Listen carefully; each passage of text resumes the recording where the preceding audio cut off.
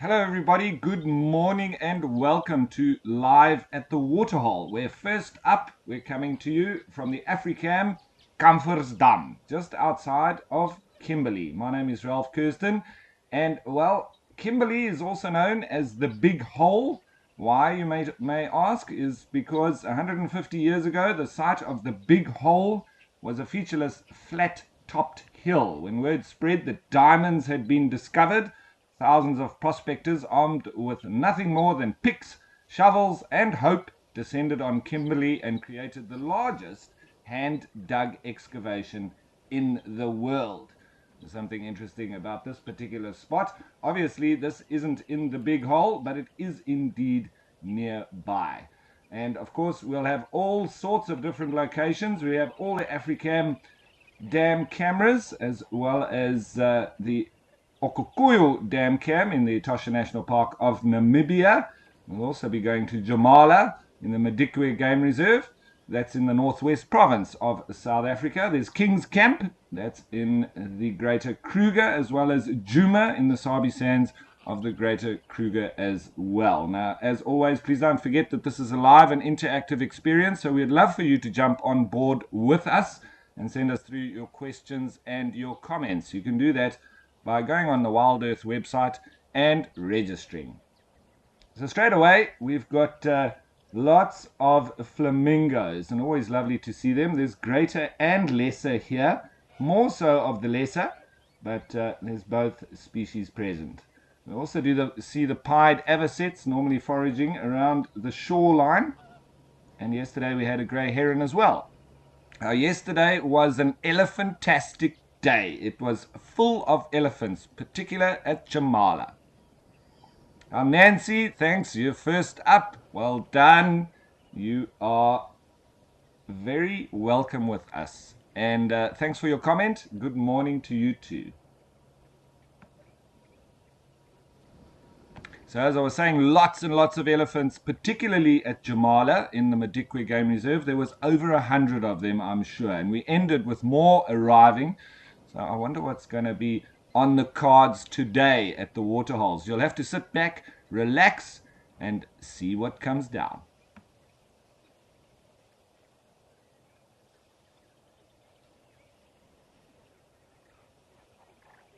Generally a slow start to the morning at this time of the day. The diurnal animals are just starting to get their day underway. The birds here, they will be a little bit sleepy for now. And we can see quite a bit of a breeze coming across the Waterhole as well. And with that being said, I wonder what the weather's going to be like across all the different locations.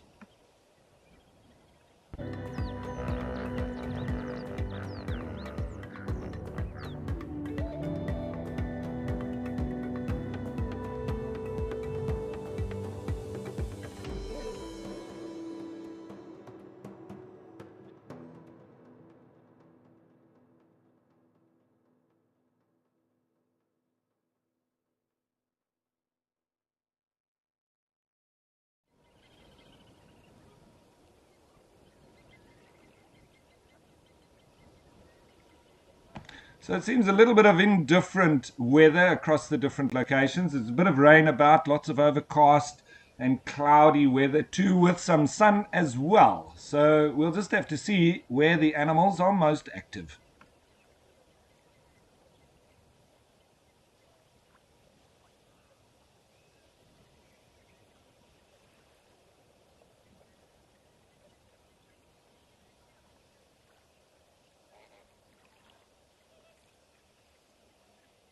Well, R. Laura Moore, your guess is as good as mine.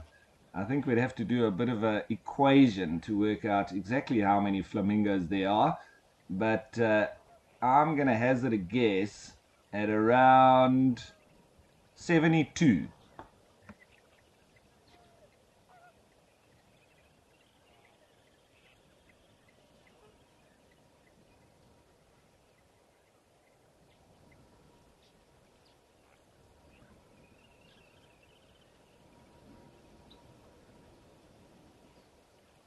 But it is interesting to note as well that being allelomimetic type animals or copycat behavioral animals. The flamingos, they do pretty much copy each other. If one stands still, the rest of them generally do the same. If one jumps up to fly, they'll also all copy. So currently, there's just a few individuals that are walking about, but otherwise everybody else just still resting up. I'm sure it's quite cool there. Kimberley is known for being cold in the morning, and I'm sure they're waiting to warm up before they become active and start to feed.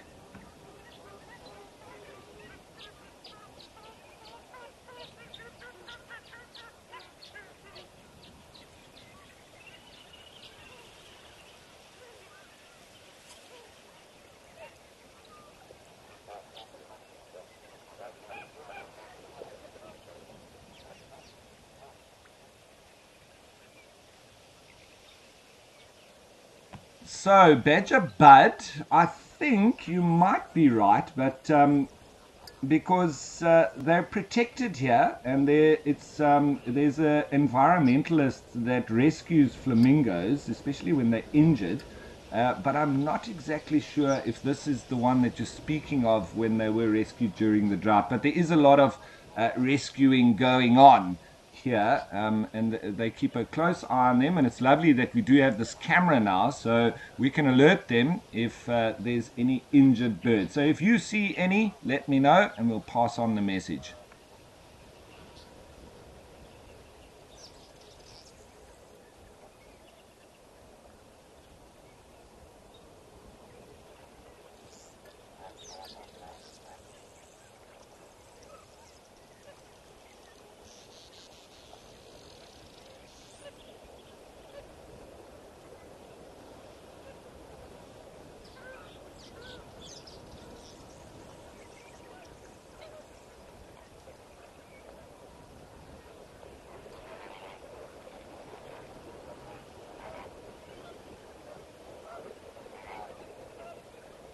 And with that being said, you can also go on to savetheflamingo.co.za, and there's obviously quite a lot of information about flamingo conservation. Look at this now, they're all up. As I was saying, copycat behavior, allelomimetic. One gets going, and so then all of them move off. I'm sure as soon as they come back to land, they'll probably start feeding. It seems to be what they do. Sleeping, flying, and then foraging.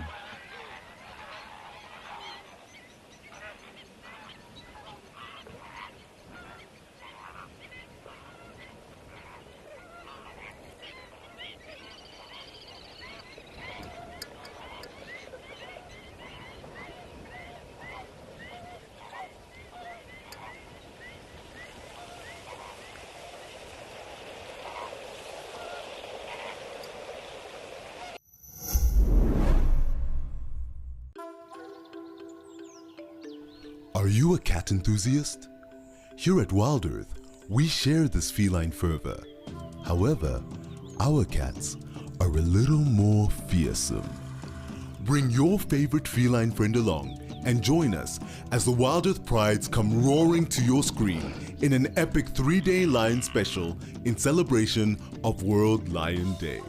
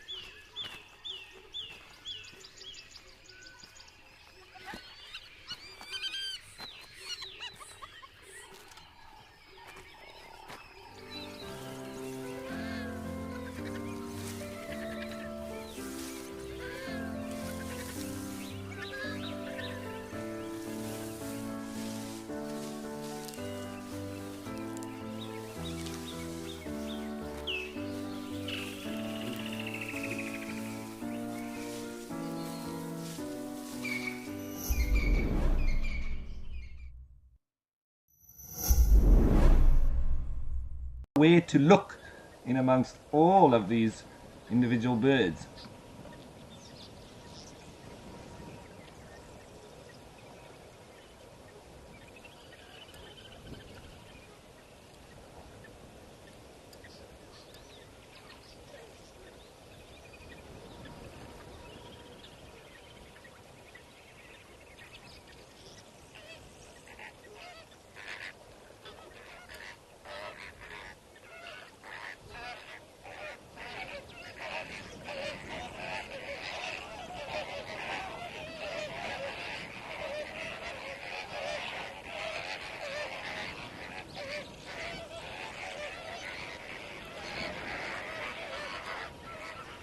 This is just incredible. Look at all of these flamingos moving in now, and it's just like ants, all moving in the same direction. But it seems the ones at the back are all busy preening, and these ones in the foreground sort of moving into that cluster.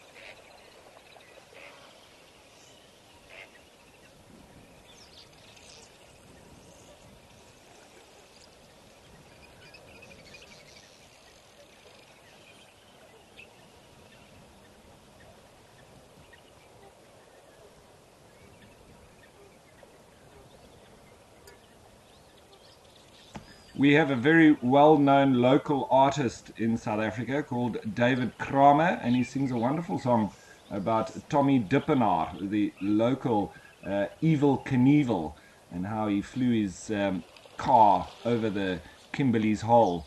Something to look up.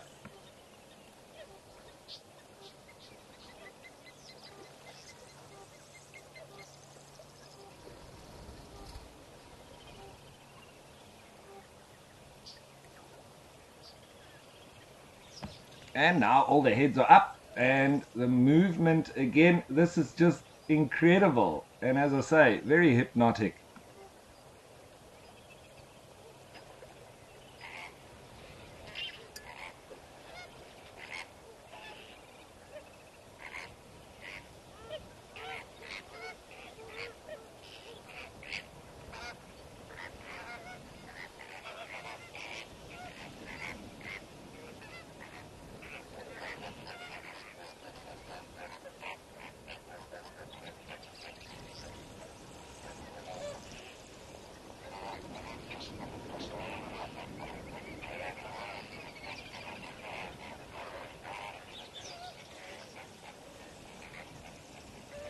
So what a fantastic way to start the show with this massive group of lesser and greater flamingos. But now that they've opened the show for us, I think let's swap about a bit and see what's happening elsewhere. First up, let's go to Africam Old Donyo.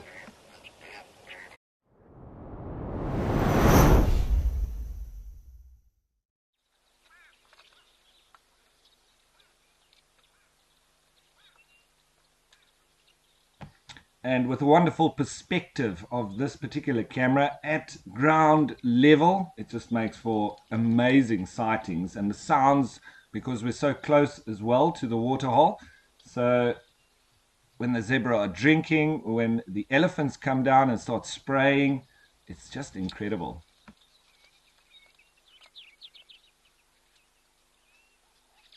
And I know that during the night here, there's a lot of predators that have been seen from striped hyena.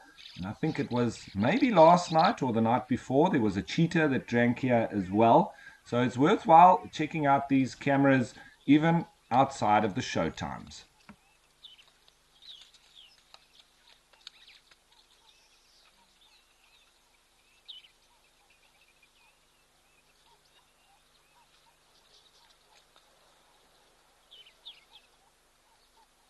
The doves coming in with a very particular whistling flight sound that they have, which is emanating from their wings. You don't even need to see them to be able to tell that that is doves. This is just a small group of zebra. We've seen them coming in here in large numbers and even pushing the elephants out.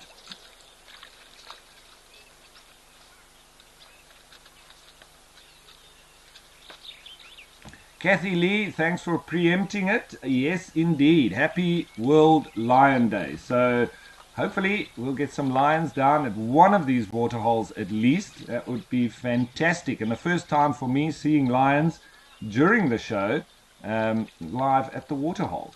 So we've seen wild dogs sleeping in the shade. That was at Rosie's Pan, the Africam there. And we also saw some at Jamala, but that was just before the show started, so that doesn't count.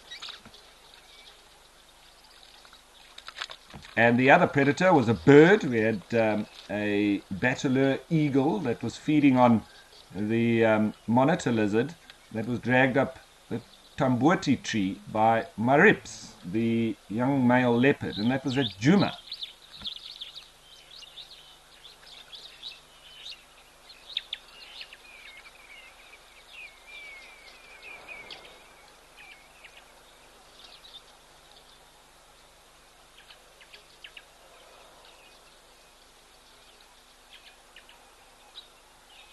So as I say, this is always the expectation that as we start at 9:30, a little bit of a slow start because the animals are just starting to get going, and as it heats up, we start having more animals wanting to come and quench their thirst. So from about 10:30 or so, the activity definitely increases in general.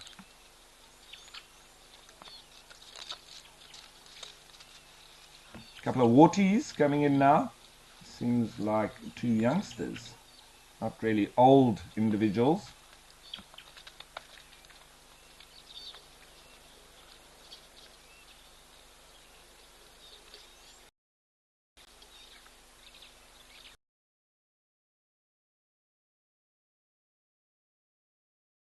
Chris Rogue, yeah, you're absolutely right. And thanks for jumping on board with us again. A striped hyena would be amazing.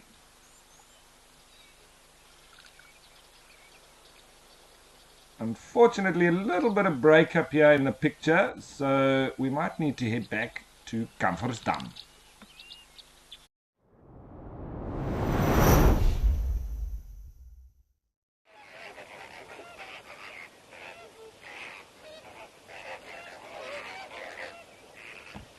But just following on there, Chris Rogue, as you would well know, the general activity of those hyenas would be more so during the hours of darkness, but obviously we've always got a chance. We never know when one might make a sneaky appearance. So we'll keep our eyes out, and I'm telling you, even if we have picture breakup, we're going to Old Donyo if there's a striped hyena there.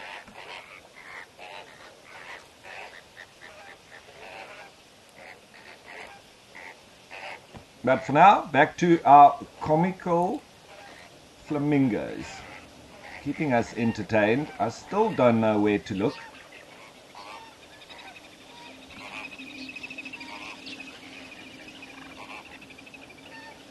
You really do want to give them voices, don't you? I want to know what they're saying to each other. I think there's a lot of chattering going on, and it would just be interesting to know exactly what their chat is about.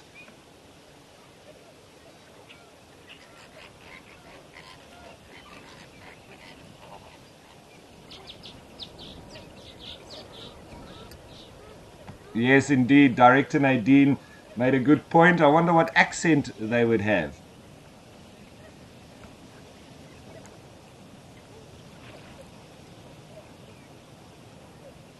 Being flamingos, though, I'm pretty sure whichever accent it is, it would include being upper class.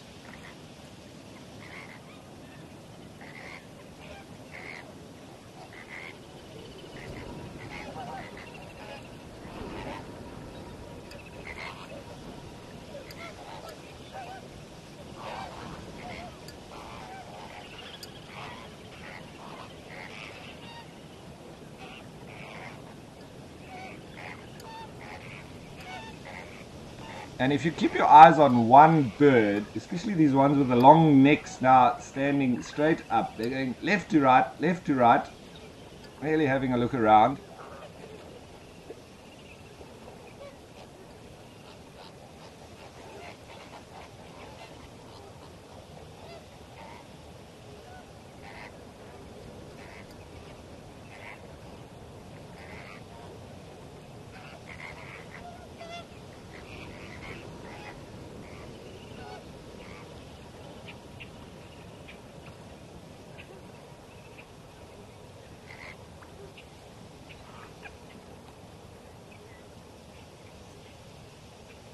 That's just mesmerizing to watch.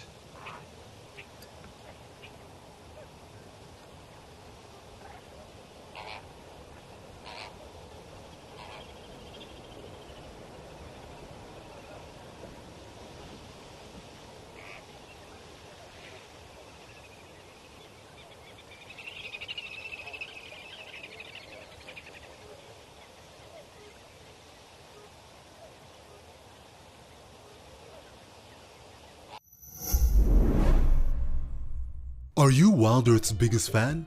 Well, we have a brand new competition for you. Join our naturalists on Safari Live and listen out for weekly questions. To enter the competition, head over to our Instagram, search #WildEarthFanOfTheMonth and comment your answer under the post. The monthly winner will be determined by the total quickest and most correct answers. We announce our winner at the end of every month. Tune in to Safari Live daily.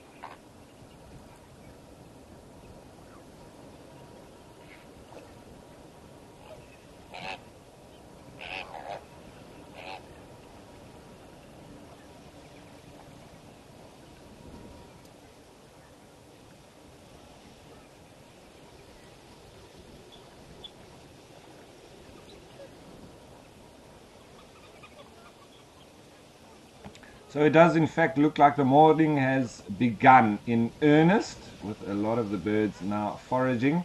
They've done their little fly-by, a bit of preening, and now starting to get down to the important business of catching food.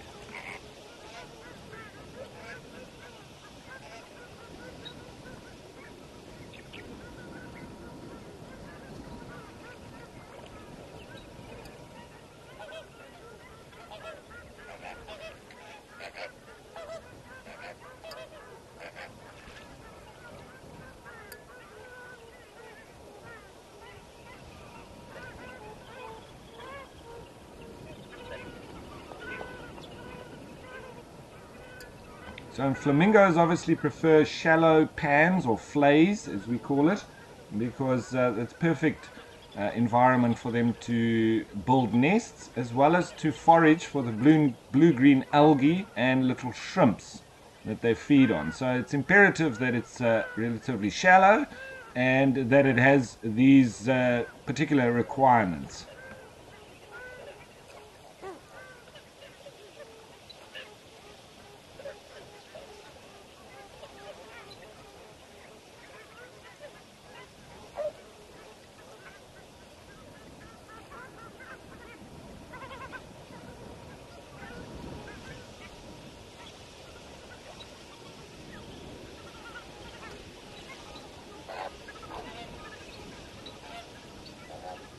Annie, you ask a very good question, and yes, indeed, flamingos, really go into the line of you are what you eat. So it has been shown that flamingos, if they're in captivity and they've fed things without the pigments required for the pink color in their feathers, they literally just remain white. So it is the pigment that they obtain from the food that they eat. Absolutely.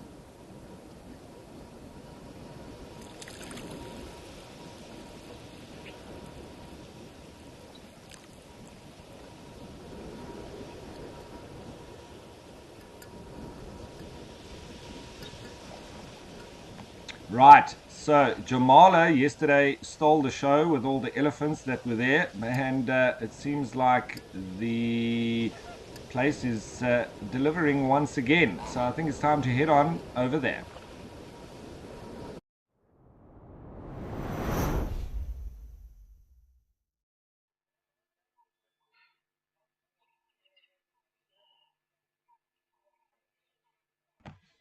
Where the elephants are here once more. It doesn't seem like there's as many as there were yesterday, but it did take a bit of time for the herds to come through, and they all seem to descend on this waterhole all at once.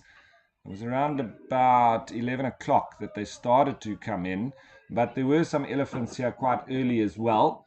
So it looks like today no different. And with nice clear skies, it's probably quite hot there today, as we saw. So we can probably guess that there's going to be lots more elephants coming down today again.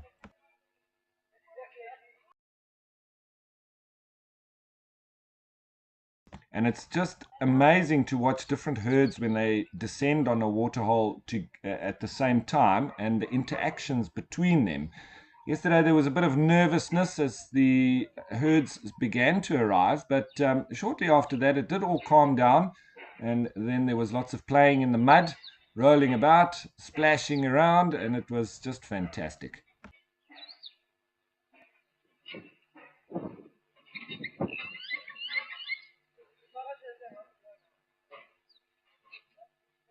And we've also been noticing a lot of eating of the soil here in the foreground from both the impala and the elephants.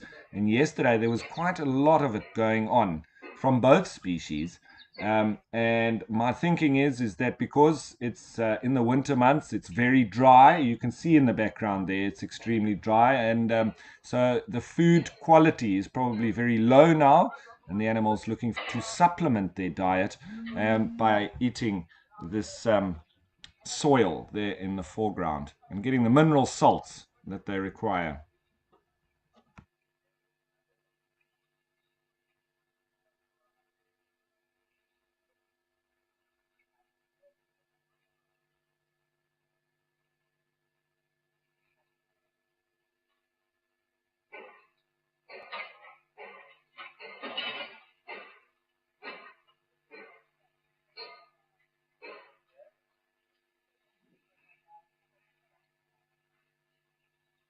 Now, there was a question from Felt Orca just on the flamingos a little bit earlier, and I still want to just deal with that question because Felt Orca was asking if what the flamingos eat makes them pink.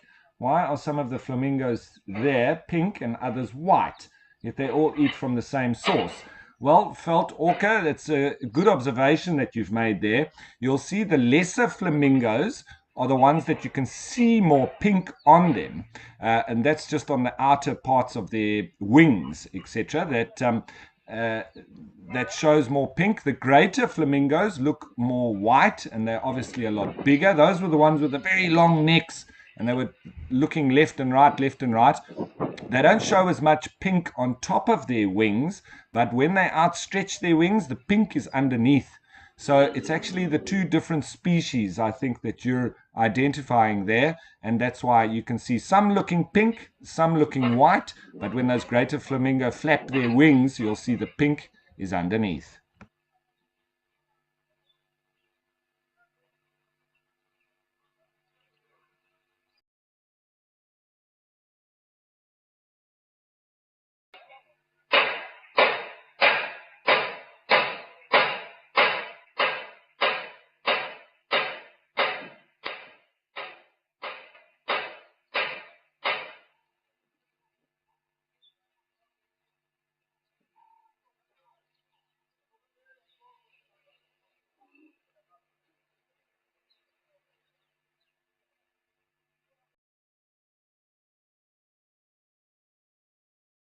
So you can see a little bit of playing with the dirt and potentially eating it as well with those elephants on the right there, doing exactly what I was speaking of earlier, and that's termed geophagia, the eating of soil.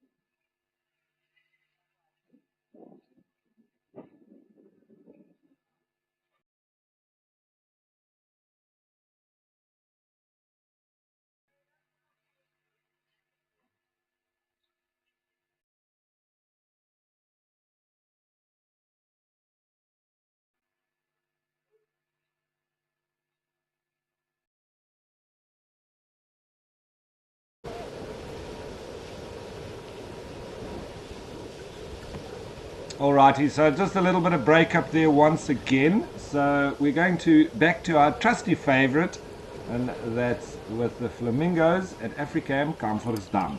Now, if you want to have a look, the group that's bunched up on the left is predominantly the lesser flamingos, and the more white, more spread out, longer necks, bigger birds, those are the greater. So you can see the difference now a bit clearer.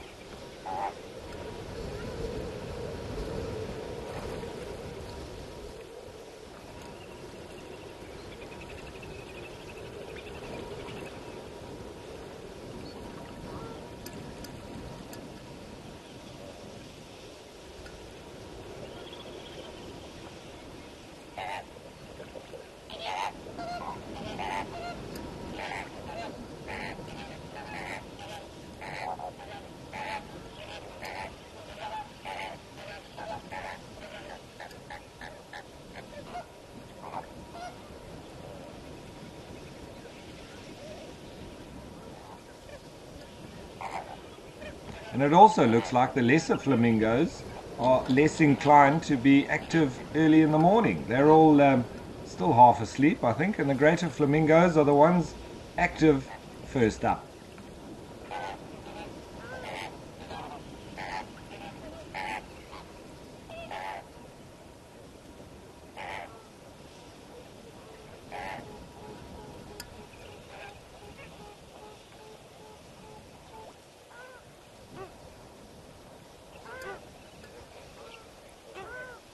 And the greater flamingos have more of a diet of shrimps, whereas the lesser flamingos have more of a diet of algae. But there's a bit of mixing of both.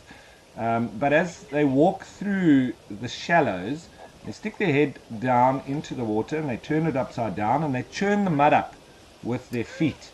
And then they sift through it, opening and closing their bill, which is very much like a sift.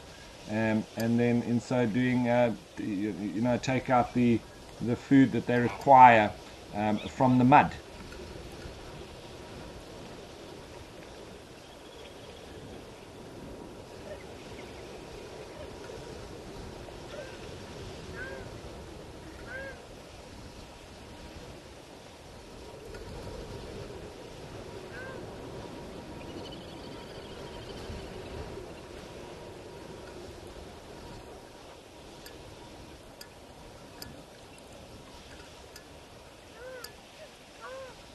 Right, so it seems like Comfort's Dam and the flamingos are our go-to when we've got any problem with the other cameras. But I think we'll change location now and let's head over and try Africam Tau.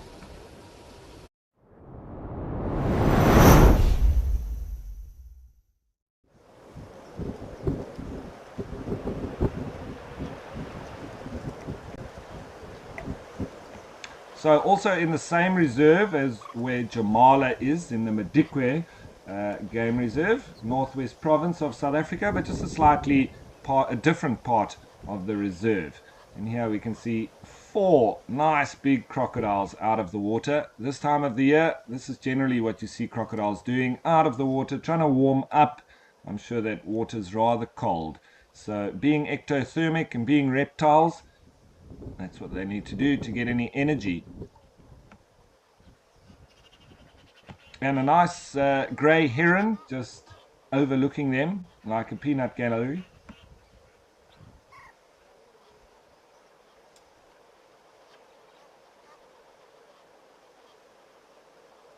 But that grey heron will be patiently waiting for some fish or a frog or tadpoles or anything that moves around in front of it.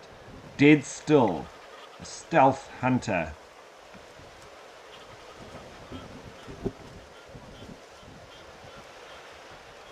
Oh, what do you know? We've got some movement from the crocodile. This one in the front just lifting its head up. Starting to move its legs. Must be warming up nicely, I would imagine.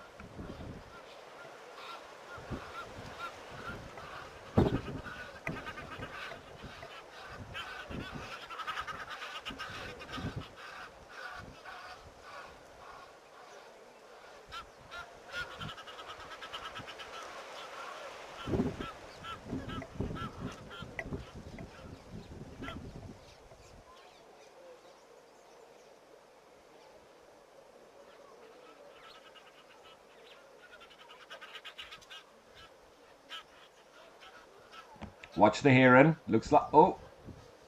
Went for something there. Oh, it looks like it got it. Looks quite small, whatever it was. Maybe a little frog or a small little fish.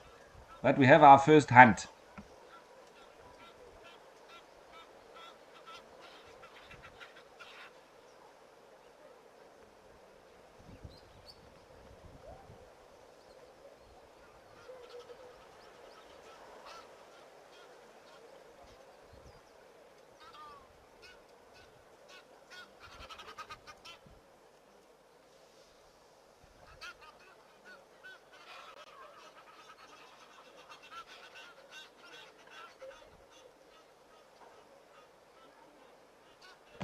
Right, so just chatting about those flamingos once again. I'm just following up once more because Felt Orca replied to me after I explained the difference with the lesser and greater flamingos and the reason why there's a difference in the pinkness that we can see there. And the reply from Felt Orca, all right, that makes sense then. Thanks for the clarification, Ralph. Well, you're most welcome. Can't wait for the day we get to see the flamingo mating dance in action at Kamfersdam. That is going to be amazing indeed, Felt Orca. And well, we've already seen them doing their morning ritual dance. It's going to be great to see those mating dances in action. And it's going to be great to see all the different locations as we go through the seasons. And I'm sure we're going to start to see all sorts of amazing behavior and interactions and maybe even some live hunts.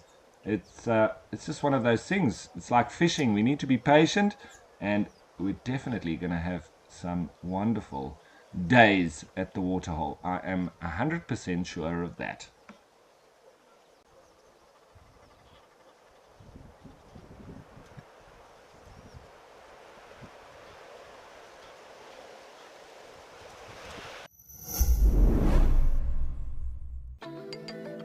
Do you sometimes imagine what WildEarth would be like without adverts? A chance to properly immerse yourself in nature without any interruptions.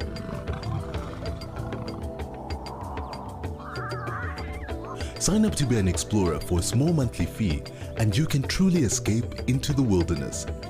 Ad-free viewing is now available on our app as well as on our website. WildEarth, it's in your nature.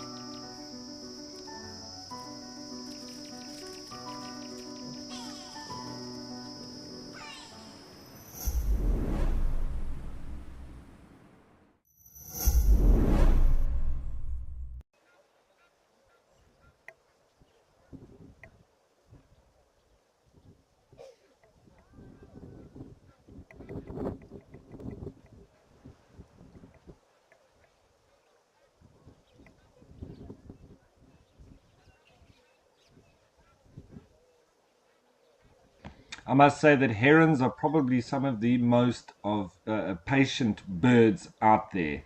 This is their modus operandi, and standing dead still, a big part of their hunting strategy. Every now and then you see it do a little bit of a wobble as well. I think it's just mimicking the grass as it's being blown in the wind. But also, if you look out for the neck, when it does, oh, it went for a strike and it looks like it got something there as well. When it identifies a target that is sort of a little bit further away from it, it will do a neck wobble before it strikes. But it looks like This one is, oh, looked like it got a lily pad there. Moving of spot. Maybe it's not the best place over there. I'm going to go find where there's a bit more.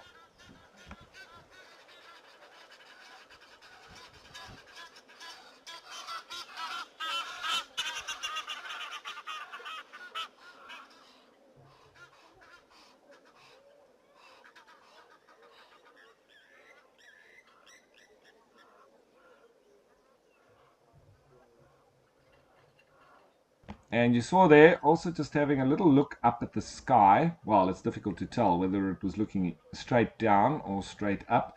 Generally, when birds turn their heads like that, it's normally because there's a bird flying overhead, and they're just making sure that it's not a bird that might eat them.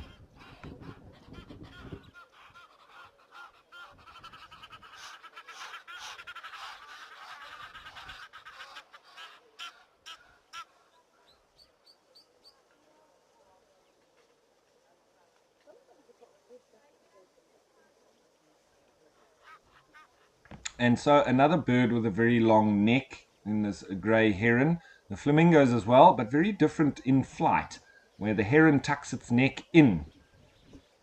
Its legs are still straight out, but you can tell very easily then that it's a heron, whereas the cranes and the flamingos, they have their legs and their necks deadly straight when they're flying. So it's normally one of those two groups of birds. When you see straight necks, straight legs, curled in neck but straight legs, it's a heron.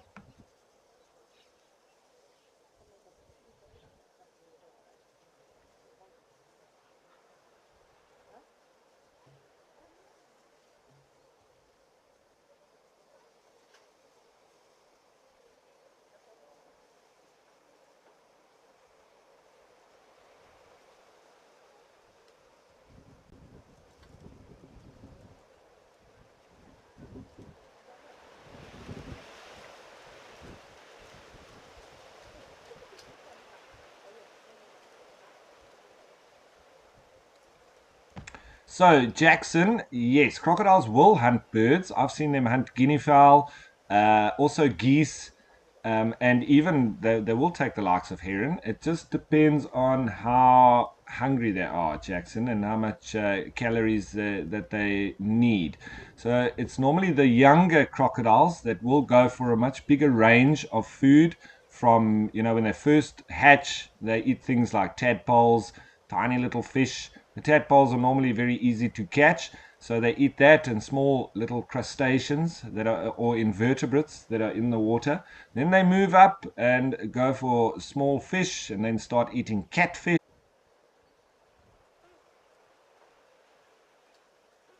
the antelope, etc.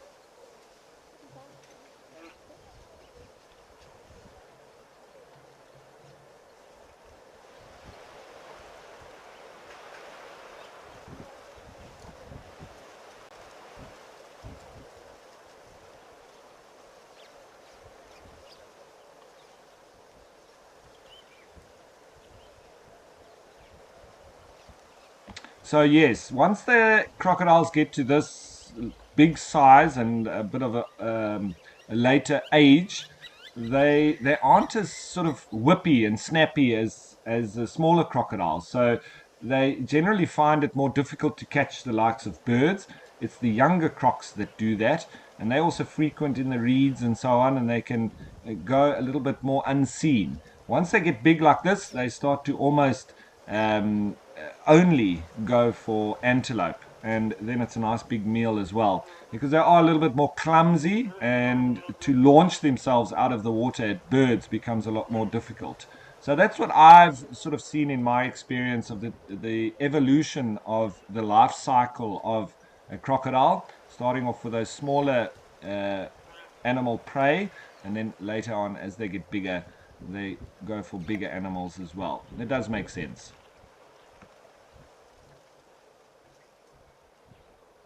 But also, because crocodiles are so energy efficient, if they get themselves a big meal, they can sometimes go for more than a year without having to eat again.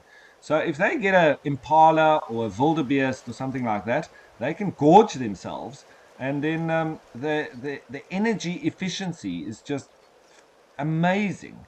It's similar to the likes of snakes, big snakes like the African rock python that may get an antelope, an impala, or something like that. Feed on that, swallow that whole big animal all in one gulp. It does take quite a process to swallow it down, but once it gets it in there, it can literally almost hibernate for the next year, and sometimes even more. It's just absolutely amazing, that energy efficiency of these reptiles, and crocodiles are no different.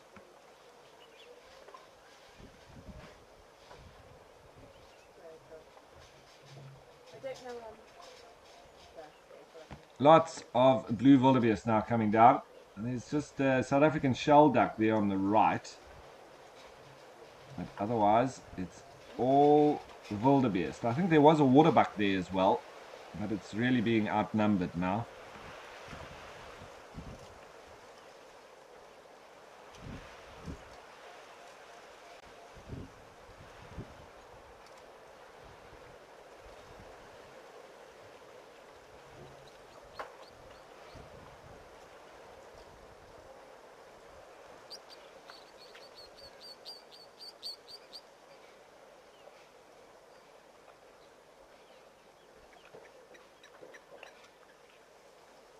And of course, the animals understand that there is or are crocodiles here in this waterhole, so they like to go into the really shallow parts to drink.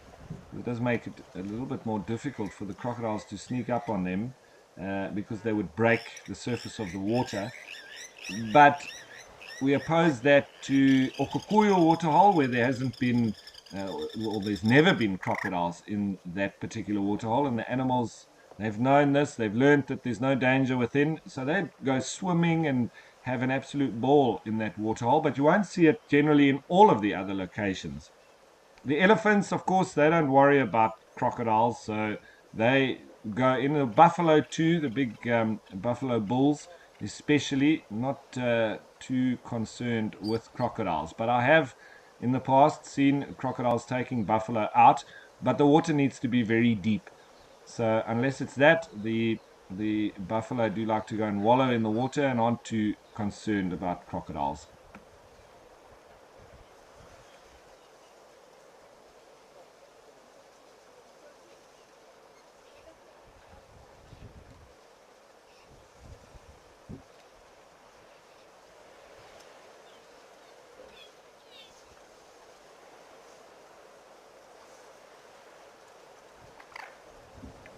There's that waterbuck now that I see lying down. There's a couple of them. Young bulls with sort of half-sized horns.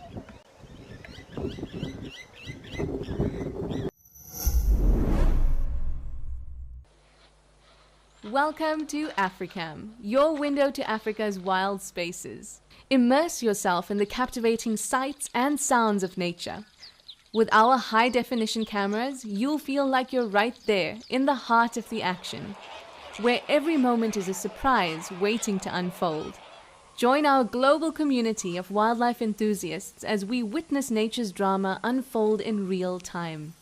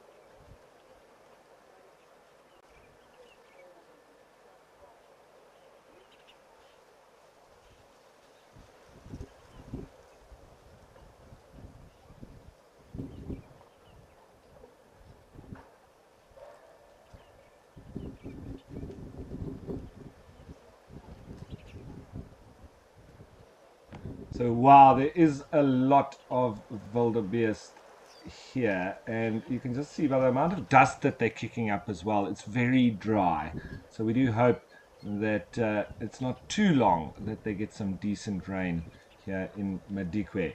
But anyway, I think we're going to try our luck again, and if the Matrix plays along, we'll be all good. I want to spend some more time with those elephants at Jamala.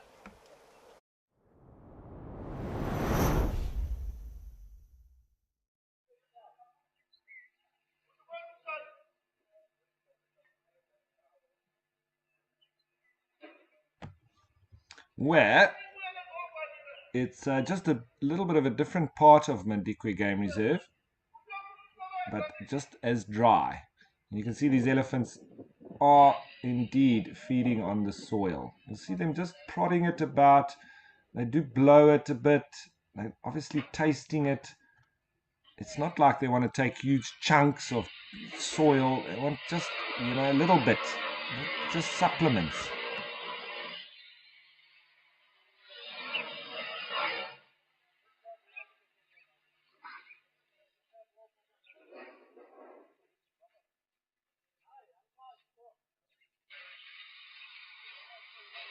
So a bit of a head shake there from this elephant. I think it might be due to a bit of human activity just on the right there. There is some building work going on at the lodge itself, making the guest experience much better. So every now and then you do see a little bit of interaction towards the humans, I think. But they're behind a protected area, but they can obviously still hear and see them. So they're just trying to tell them that they're not appreciating their noise.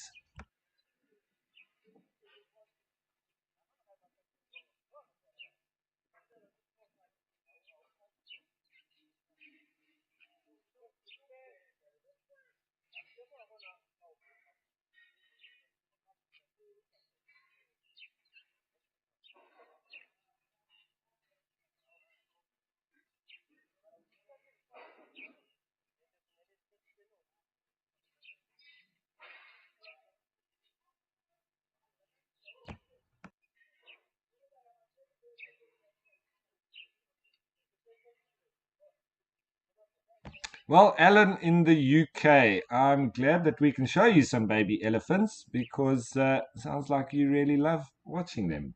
So thanks for jumping on board with us, Alan, all the way in the UK.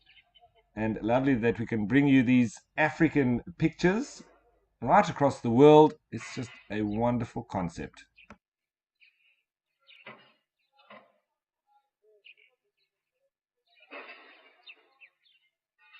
So lots of youngsters here, but no real babies. You can see that little one on the left there. It's probably between a year and 2 years of age or so. So not a real tiny baby, but still lovely to see them all the same.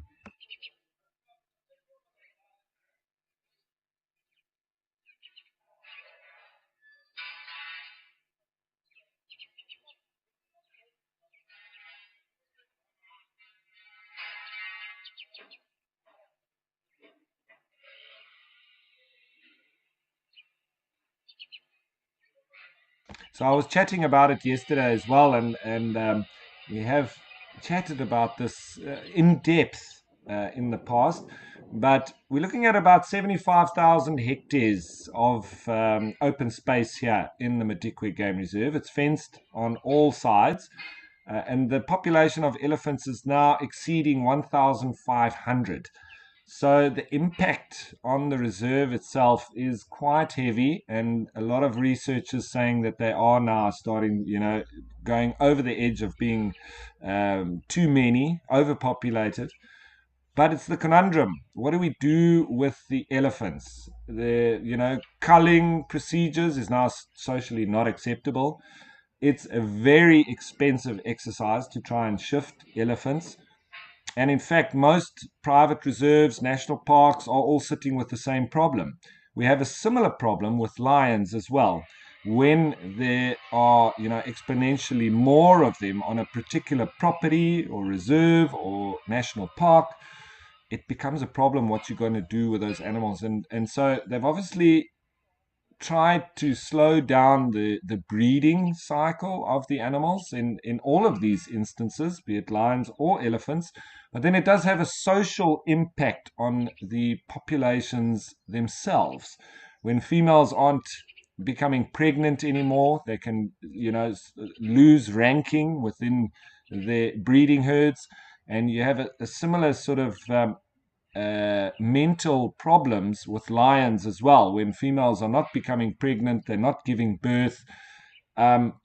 So that sort of technique is, the softest approach that we could apply, but it does have its disadvantages as well, and it's not an ideal solution.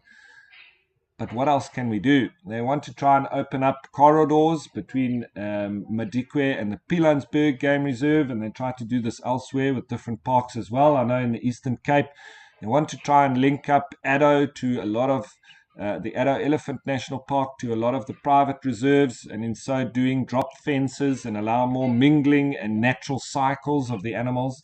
To move from place to place in times of drought or when there's a lot of resources.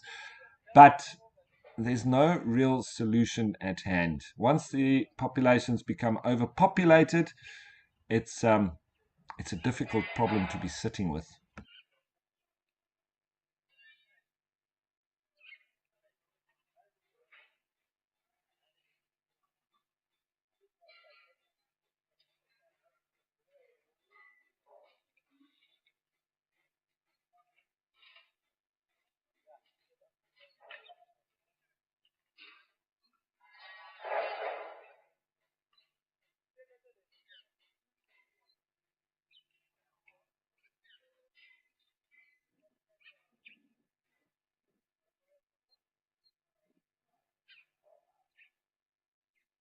Now you see the impala moving into this area and seemingly also eating the soil, the dust, the dirt. There's a little bit of biting off of grass clumps as well, but I think predominantly you can see them licking the ground.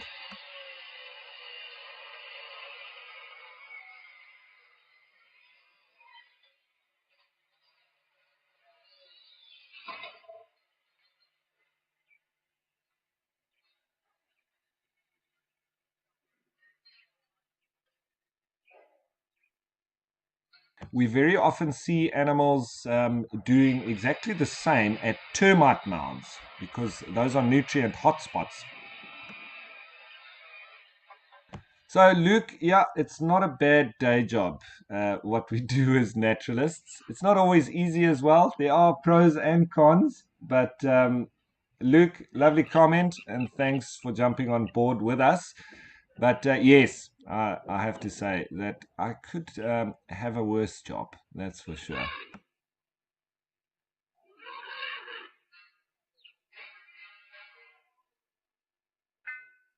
And as I always say to my guests when they jump onto my vehicle or we're heading overland into Namibia or whatever it might be, welcome to my office. It's not too shabby, is it?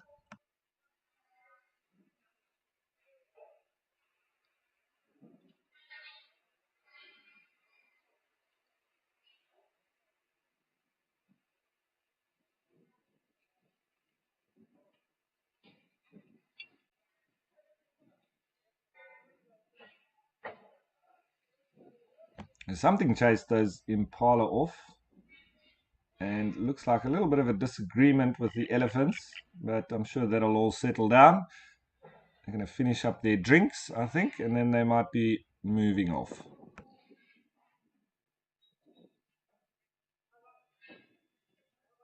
I think that one youngster got left behind by the group that he was supposed to be with. Yep, off he's gone in a hurry.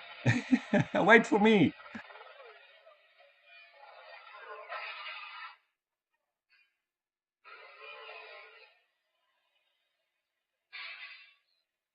Yeah, you want to hang about and play with your mates. Now your group's left, buddy.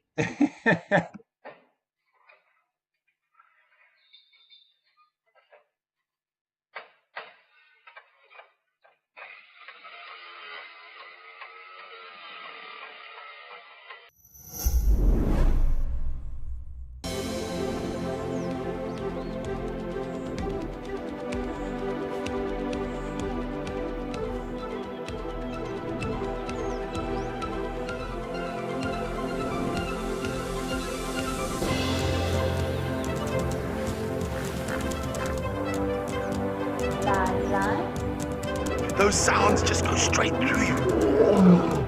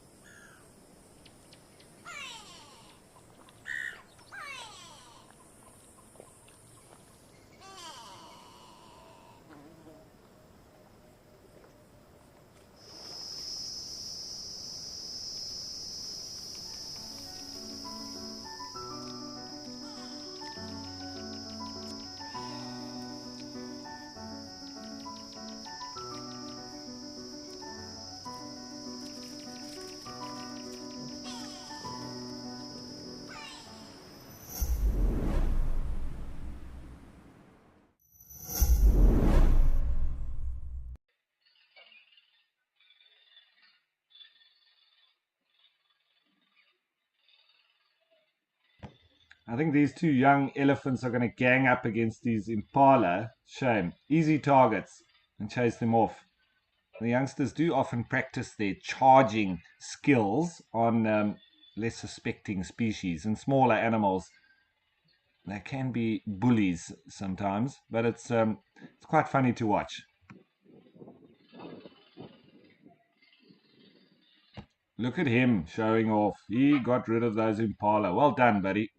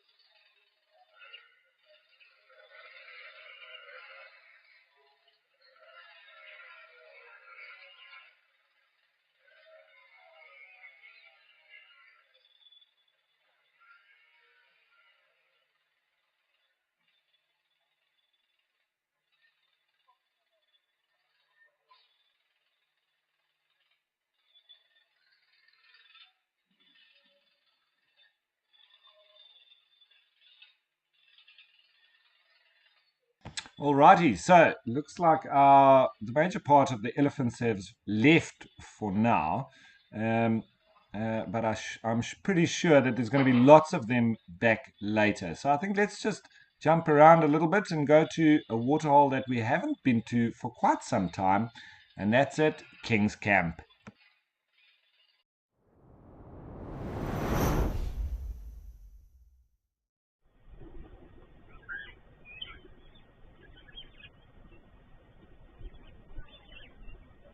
So you see the positioning of where exactly this waterhole is.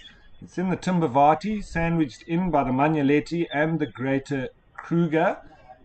And it's another one of those spots where there's big concentrations of large predators. So leopards, lions, spotted hyena, even cheetah, wild dogs. we have a potential for seeing all of them. Predominantly more activity at night. However, the cheetah and wild dogs, they can also be mainly diurnally active. But the leopards, lions, hyena, more so at night. But we have every chance they do move around during the day as well. So you never do know.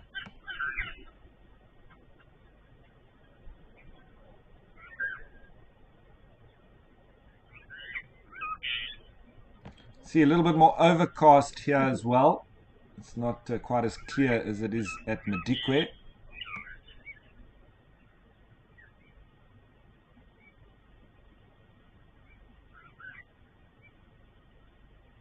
And we can, I think, even expect a bit of rain here later. There was a bit of rain forecast.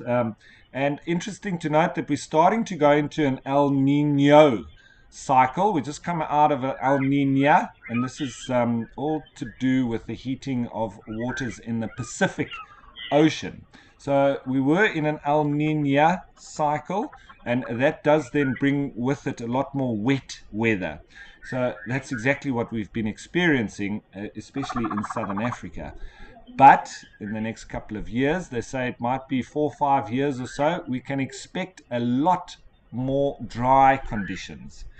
So if you're like us in the Eastern Cape, where we rely on the rainwater for our drinking water, etc., we harvest it off the roof, it's time to really harvest that water because we're going to have a dry spell coming up shortly.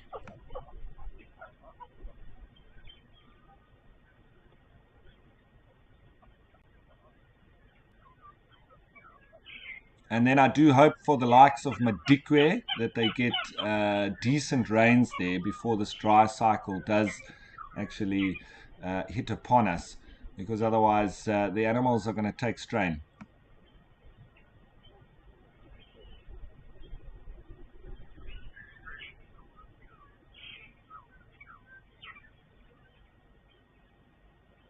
And what you'll notice then in those dry periods, especially if it's extremely dry and it's a bit of a drought period, then the parasites on the animals become, well, there's a lot more of them. And it doesn't necessarily mean that there's more of them, but it has a much bigger effect on them. And then the animals do sort of fall ill, and a lot of them then can die. And that's one of those controlling species, are the ticks in particular, you see what I did there?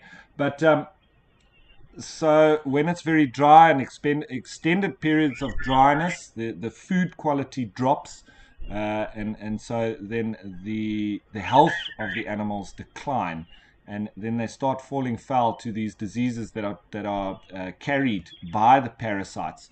And then you have the drop off of numbers in this natural cycle that then sort of alleviates a little bit of the pressure for the animals that survive through it, that then have some food availability, and in so doing also the survival of the fittest, and the strongest genetics from those numbers that survive through the difficult times will be passed on to the new generations, and so also ensuring that the genetic pool remains strong.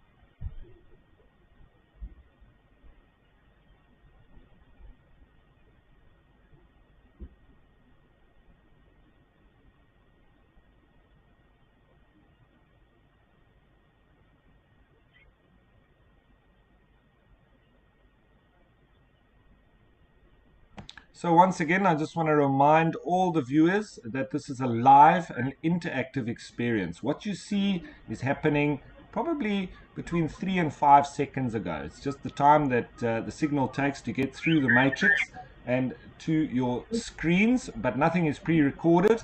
And with that, it's also interactive. So we'd love for you to jump on board with us and send through your questions and your comments as things happen. And you can do that by going onto the WildEarth website and registering.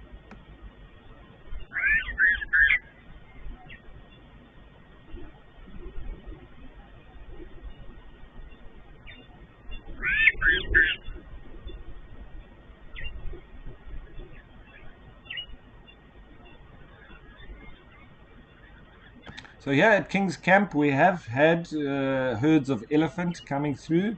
I've also seen bushbuck and obviously lots of impala.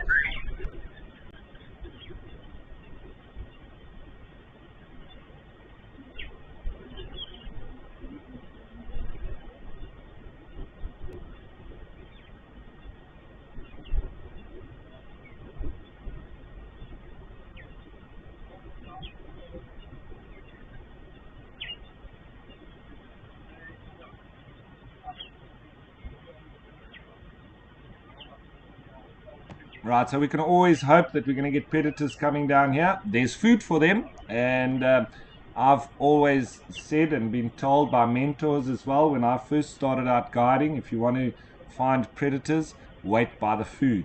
So we'll leave this camera watching the impala, hoping that there's a leopard somewhere around.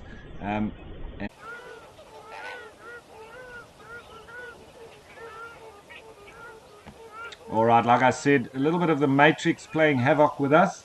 And what I could see there at Okokoyo is that the east wind is howling.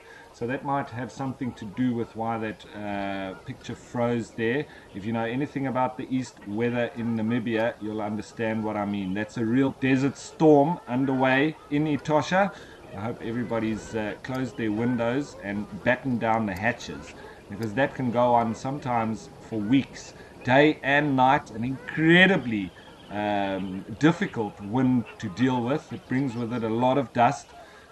So hopefully we'll be able to go back there sometime soon, because I'd like for you to see that. If you've never experienced it, at least you'll be able to see it on the screen. And for now, back to Kamfersdam, the Africam there, and our trusty flamingos.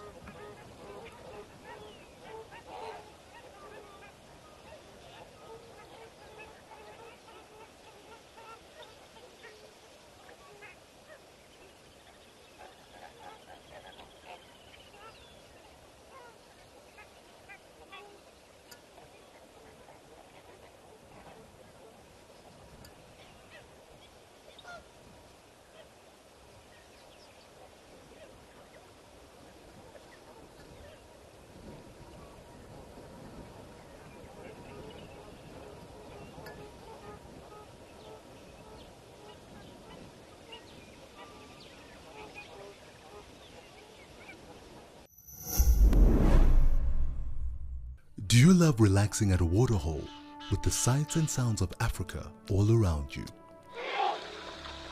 Well, we have some really exciting news for you.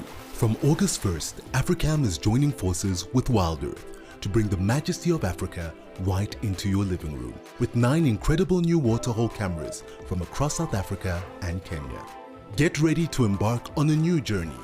This is Live at the Waterhole.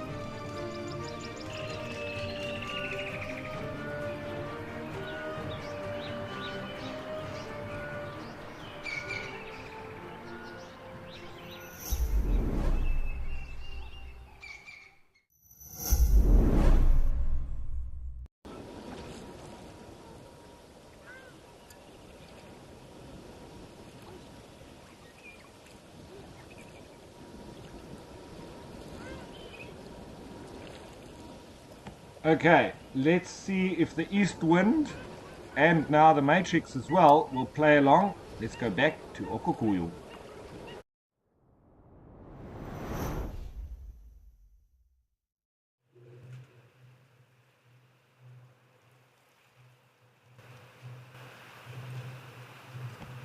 Just look at that. What a scene. It is crazy. The east wind is howling. And look how blurry it is. Look how dusty it is, hazy it is there in the background. It can be a nightmare, especially when you're camping and this wind starts blowing. I've done many camping safaris when the east wind has been howling like this, and I tell you what, it's not fun, especially when you're trying to cook. Sand gets in everything. It's not so bad here because this is a fine white powdery dust, but if you're in the south of Namibia, in the areas around Sossusvlei, that sand is incredible. You feel like you're getting sand blasted, and it gets into the food, and you've got that crunchiness to it that is just difficult to deal with. That's the least I can say about it.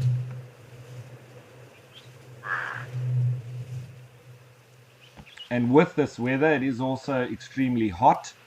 So the animals will most likely be coming down for a drink. You can see it gusting over the water there.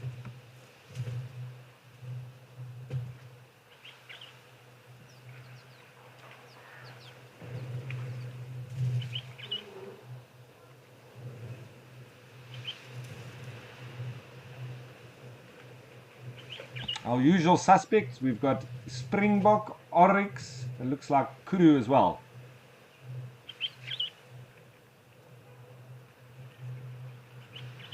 So Minty Magic, yes, this waterhole is a natural spring, but they obviously keep it topped up, so this one doesn't ever dry.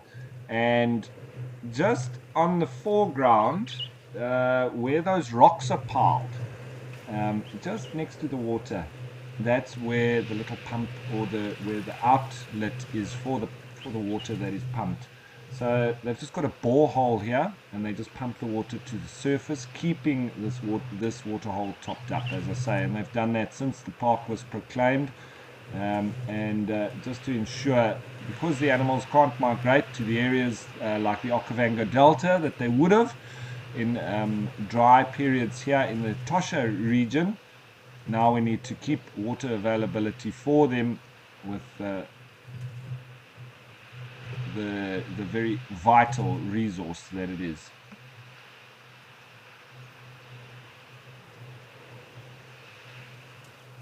So there, just on the left, you can see where those bricks are. And sometimes the water level does drop a bit, and then the water actually runs out of there, and you see the elephants, they'll immediately go to that side when that level drops a little bit, and the fresh water coming out, and it makes a little stream down. Then the elephants will go and drink there to get the freshest water available.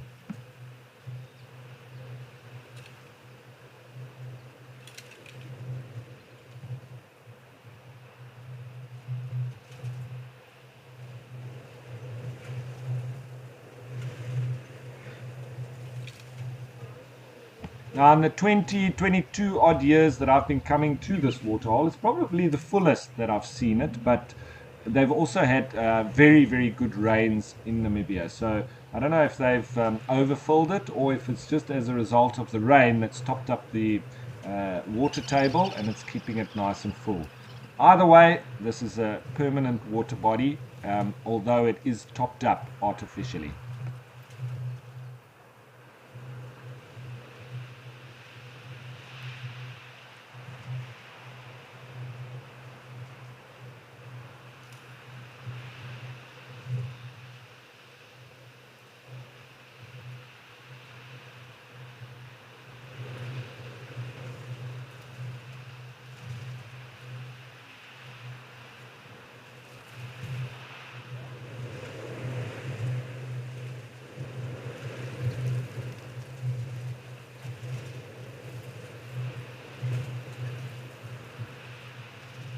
And also, when you have this east wind like this, it can easily reach temperatures of 30, 35 degrees plus. And it's crazy being in we're coming to the back end of winter, but we're still in winter. Imagine having those temperatures in the middle of winter, which it can happen.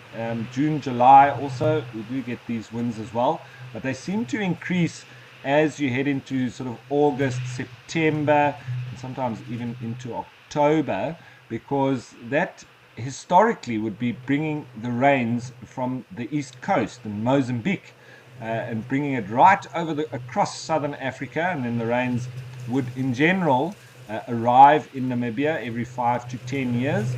Now there has been a little bit of a change in the weather per se, because the ocean on the western side of southern Africa has been warming up, and the cold Benguela current has actually had record warmth temperatures.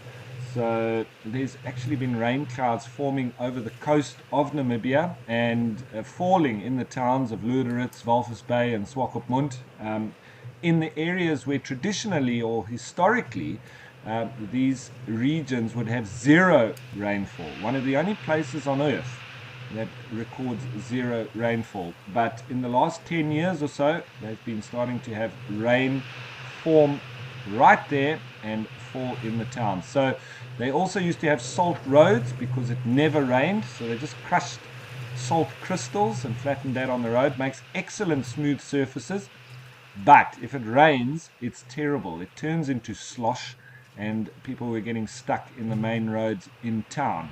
So they've had to actually start tarring or laying tarmac on a lot of the main routes right next to the coast and replacing those salt roads.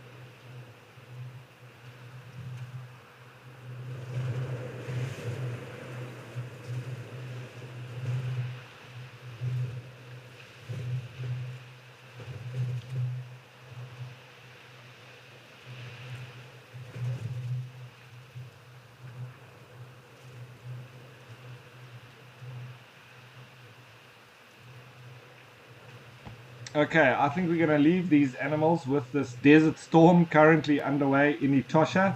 It doesn't look like fun.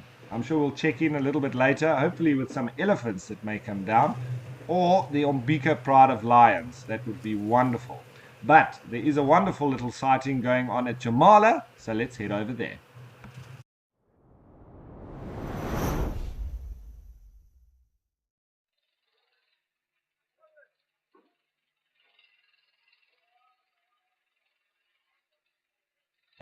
With a nice little family of warthogs that have come down for a drink. Lovely, and it's not too windy here, so I've spent so many years in that east wind, it almost makes my hair stand on end. It's something that gets into your frame. You can never forget that east weather. So I'm glad we have a little bit of a relief away from there, because I was starting to get anxious sitting there at Okokoyo. I almost feel like I need to be going and preparing my guests lunch or dinner and not knowing how I'm going to be able to do it comfortably for the guests. So back here at Jamala in Madikwe, I'm feeling a little bit better.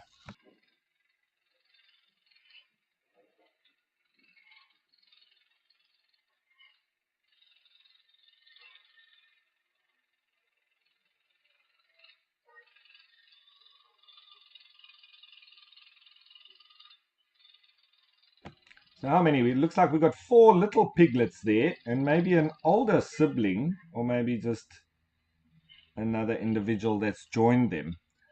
But 4 piglets, be lucky if all of them make it to adulthood.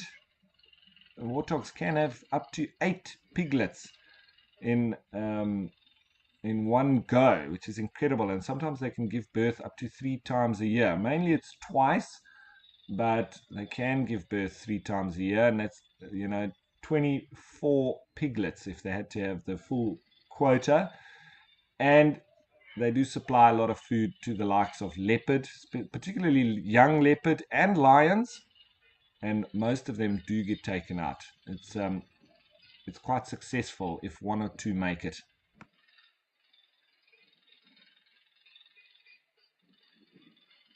But then it's important to note as well, where you don't have these predators taking the warthogs out regularly as they should, and the reason why they breed so proliferously, you know what I mean, a lot, why they breed a lot, is because of that predator pressure that they've had and evolved their behavior towards and breeding more. Then you'll end up having very quickly overpopulation of warthogs, and they bulk grazers, almost feeding as much as zebra. So it has a heavy impact on the vegetation, the grass especially, and so it's best that their numbers are kept in check by the predators.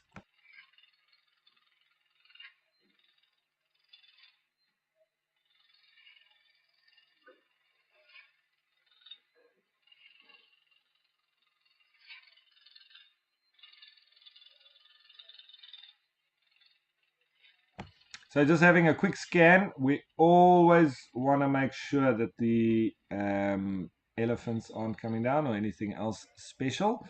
But it looks like it's pretty quiet now that these warthogs have left. So let's go to a different spot for a change. And this time, let's go to Africam Naledi Dam.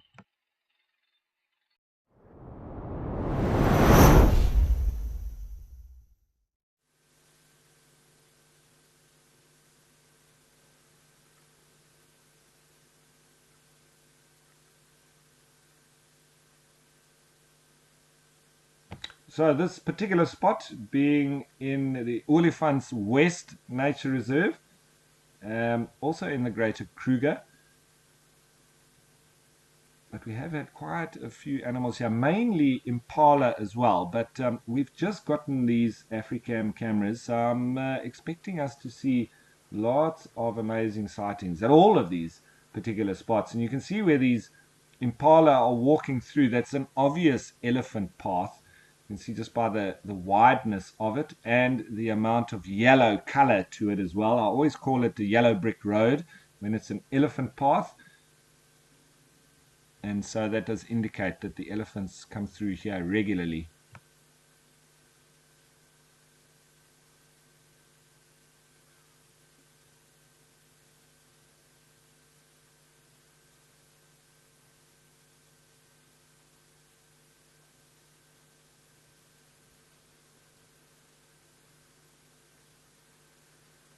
This is also a very good spot for leopard and lions, but as I say, just the time of day that we are watching these water holes doesn't lend to high activity of those particular predators, but I'm sure at some stage we're going to get them on the screen.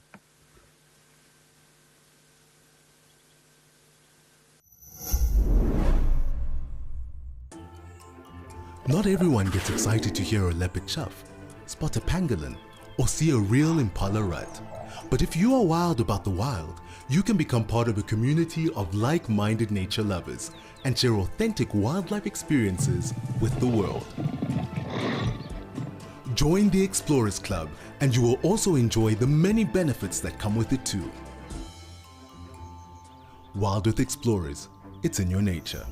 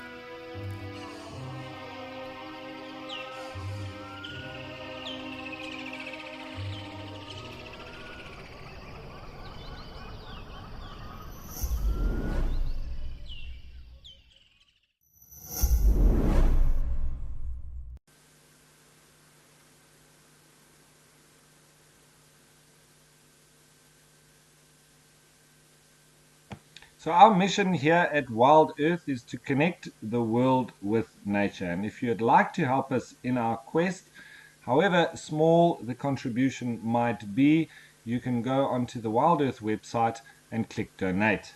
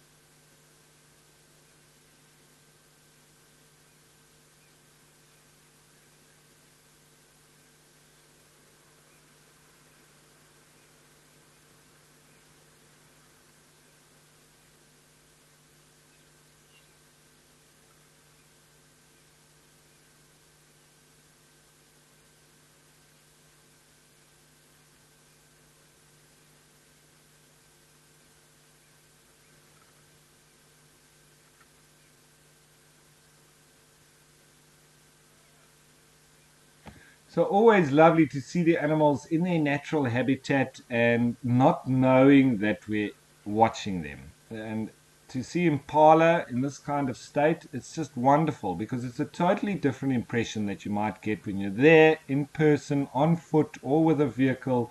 They've always got this nervousness and they're always watching you because they are a prey species, and so just better for us to be viewing them like this with no impact whatsoever. Anyway, we're going to leave them feeding happily here next to the Naledi Dam in the Olifants West.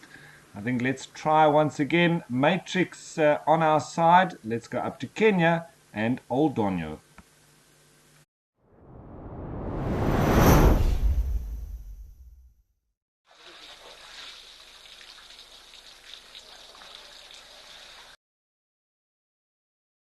The Africam Old Donyo. It really is a special spot. However, today is a little bit tricky.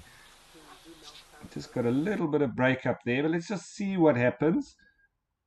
And that elephant in the background looked like a ghost there. He went invisible.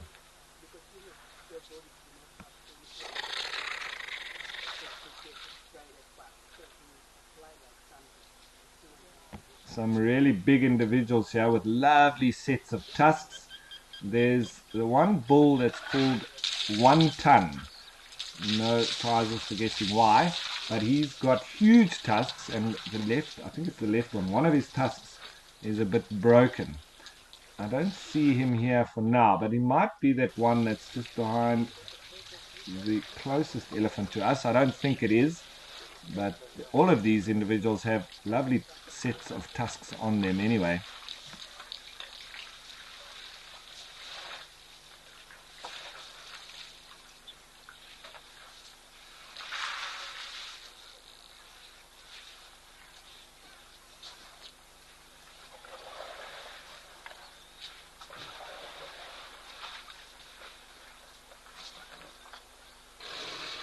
No, it doesn't look like the big tusker is here, but nonetheless, this is a very special sighting.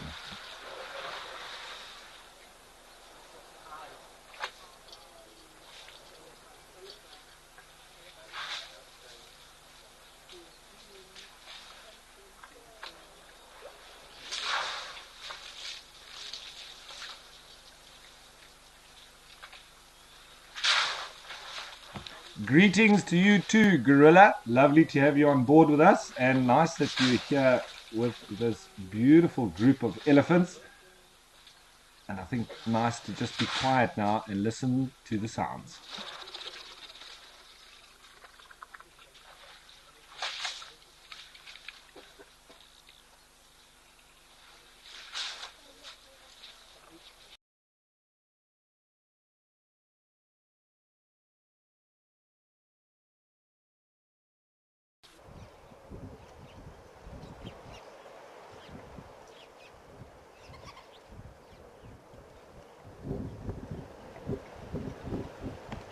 Shame. I think it's weather related. It's the Matrix just is not playing ball today. Lovely to get that little bit of time with those elephants. We'll keep trying because that is a beautiful spot, and with so many elephants there, with that perspective, it's just incredible.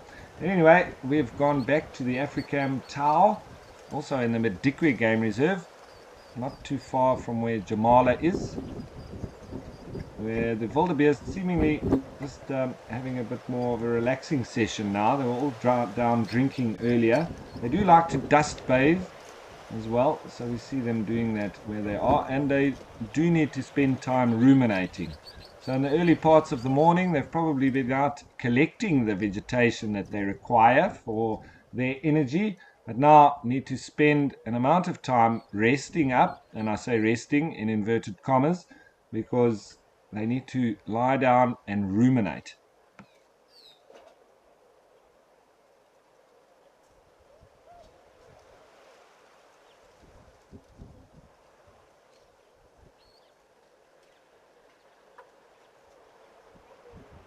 I don't know if these are the same waterbuck that were lying down earlier, but nice to have them moving in.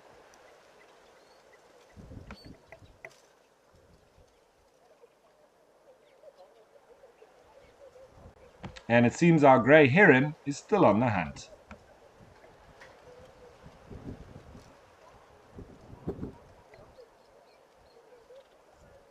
Oh, he had a big strike there, but I don't think he got anything.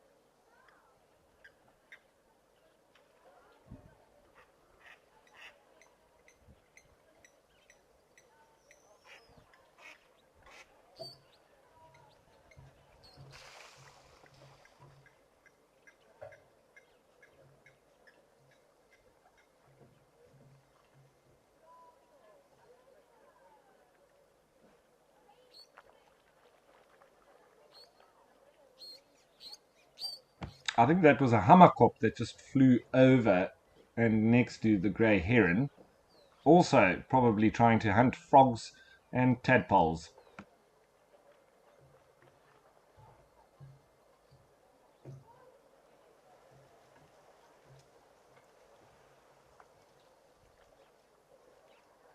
Looks like the waterbuck are gaining in numbers. There's some nice big bulls there now, joining the youngsters.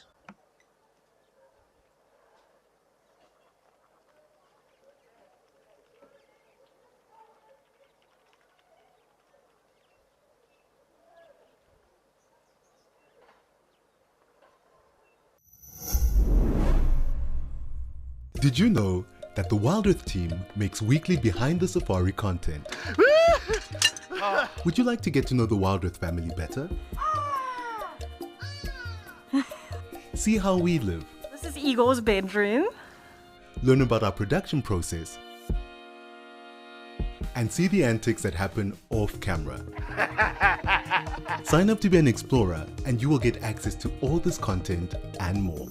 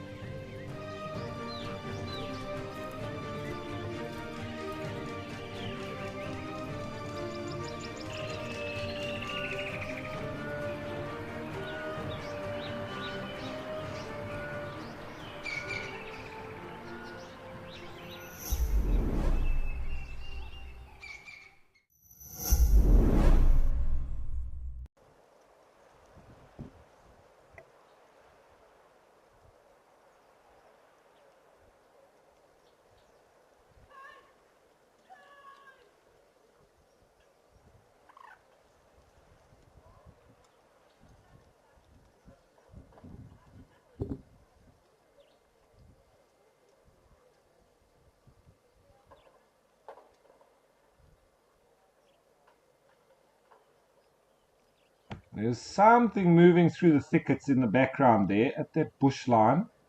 I think it might just be wildebeest. I thought it might be warthogs, but I think it's just the distance. But it looks like wildebeest, I think.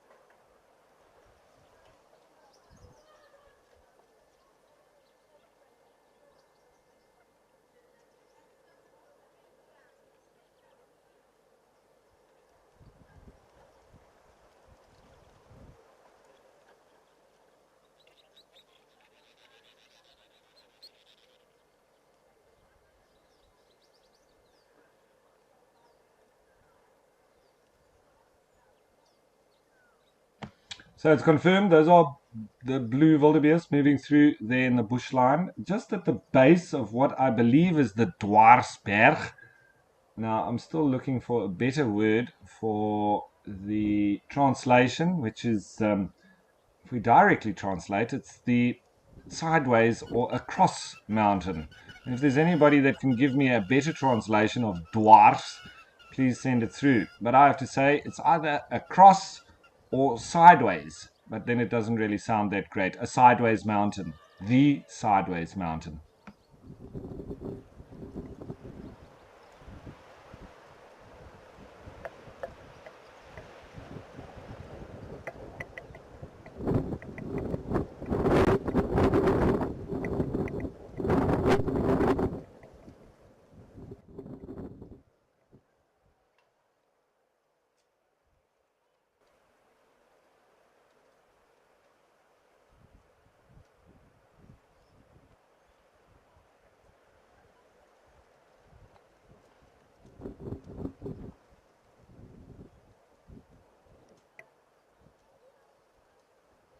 These waterbuck do seem a little bit edgy, almost like they've picked up on something on the other side of the waterhole. There's that one that came running through the water itself.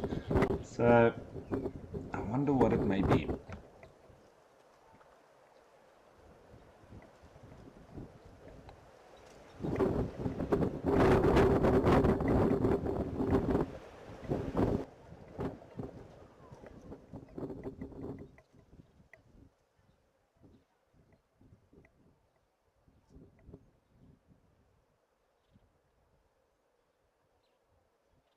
You can see the black-winged stilt just foraging there on the left, coming towards the waterbuck.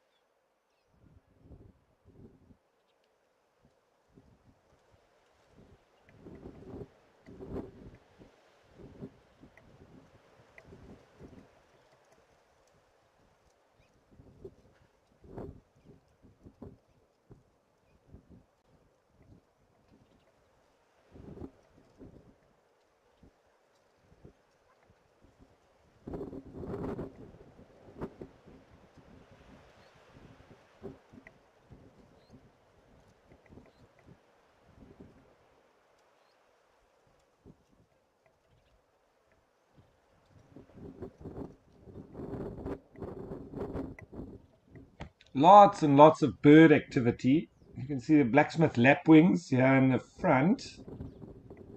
And it looks like martins, or maybe common house martins that are swooping about. It's quite difficult to tell, but I think that's what it might be. And of course, the South African shell ducks.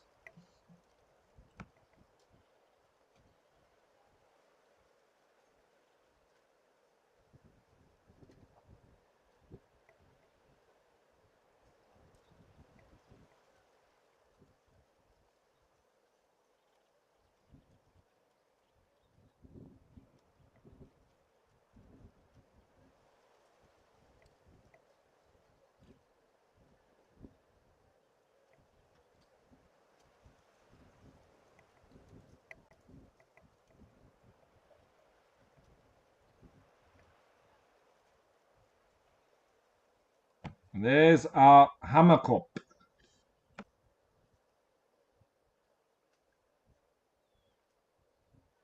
Bundubasha, absolutely. It's a wonderful variety, especially with the birds. And now we've got a hammerkop as well. You see that very hammer head or hammer-like head. The shape of its head is like a hammer, and that's the Afrikaans hammer is a hammer, so the hammer head. And that name has stuck. It doesn't matter that it means hammerhead. Even in English, the common name we call the hammerkop.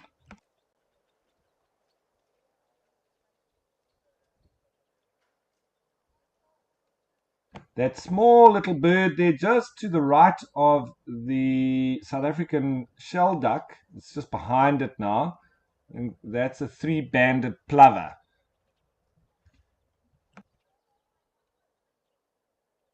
Now it's just to the left, just behind the blacksmith lapwing.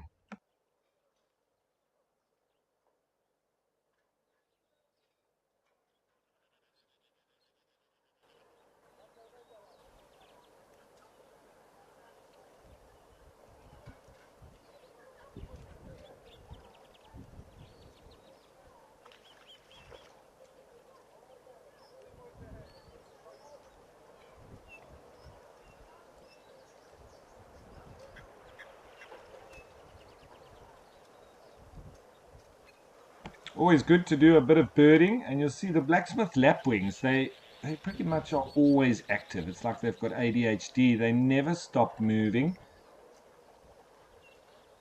Whereas the likes of the shell ducks and sometimes the flamingos as well, they like to rest up quite a lot.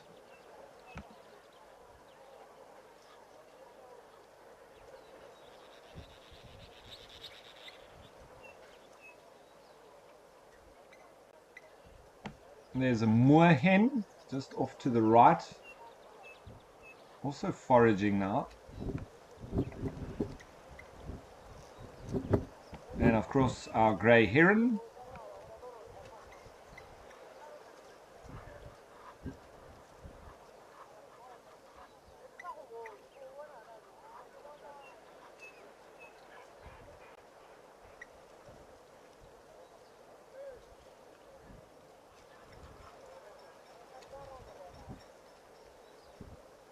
So GM, this is one of the Africam Waterhole cameras, and it's in the Madikwe Game Reserve, which is in the northwest province of South Africa. And this particular waterhole is at Tau Lodge.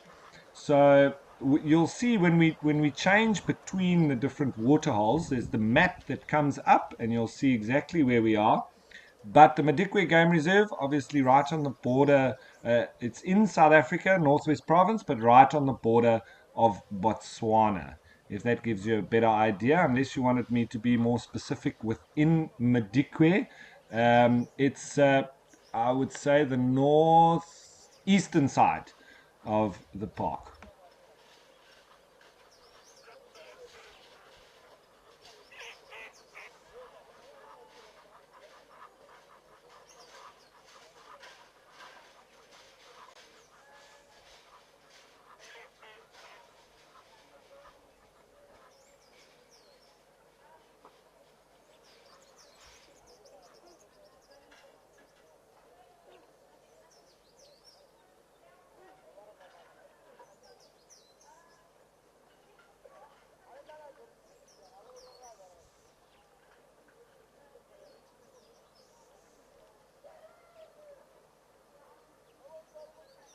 All right, so full up here at African Tau. But I really want to keep trying where we've had those elephants in Kenya. So let's give it another go. Off we head to Old Donyo.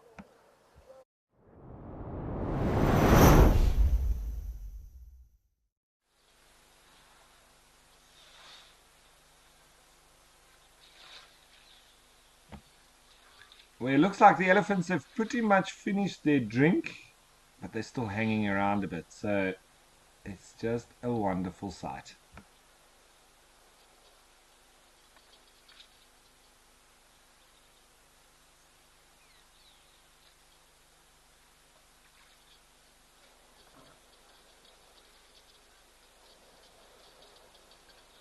And this camera really makes the animals look huge. Look, the animals are big, but it's really the perspective that we're getting from this particular spot, where most of the other cameras are looking down or more at eye level, and this one's looking up at them. See what you can do with camera angles. It really changes the perspective. If you think of the likes of Mel Gibson, the famous actor, and Braveheart, I believe that Mel Gibson is a very short man. But in that movie, because of camera angles, they can make him seem huge. Well, the same principle applied here. Not that these elephants are small in any way whatsoever, but they look even bigger from this angle.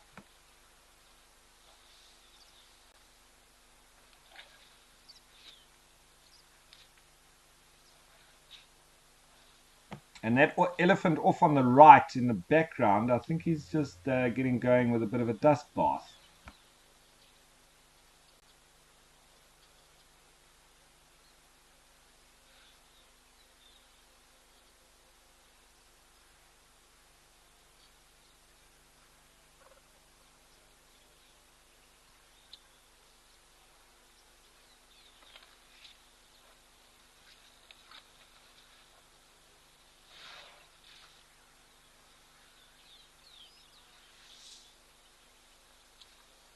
So here comes some very interesting animals, the East African oryx. It's a very small population of this particular species. They're actually highly endangered. The ones that we see in Namibia, I don't like the name because I think it's incorrect. It's the South African oryx, because there's more oryx in Namibia than there are in South Africa. So I prefer to call him the Southern African oryx. I think they were probably given that name when Namibia was still part of South Africa as a fifth province. It was Southwestern Districts. And I think the common name has just stuck. Oryx gazella, that one is universal, but I would say the Southern African oryx, they're not endangered. In fact, they're of least concern. But these particular East African oryx are very interesting, and you don't find them many places at all, just here in these parts of the world.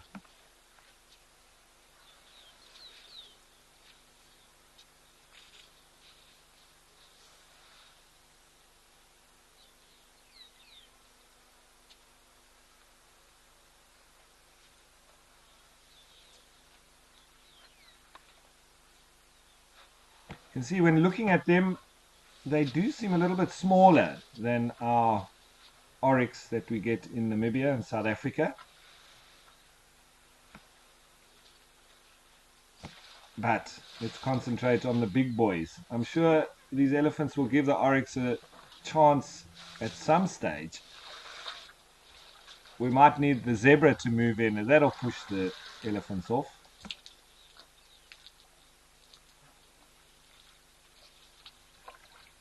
Now, these oryx definitely don't look as big and brawny as the Namibian and South African oryx, but I might be wrong.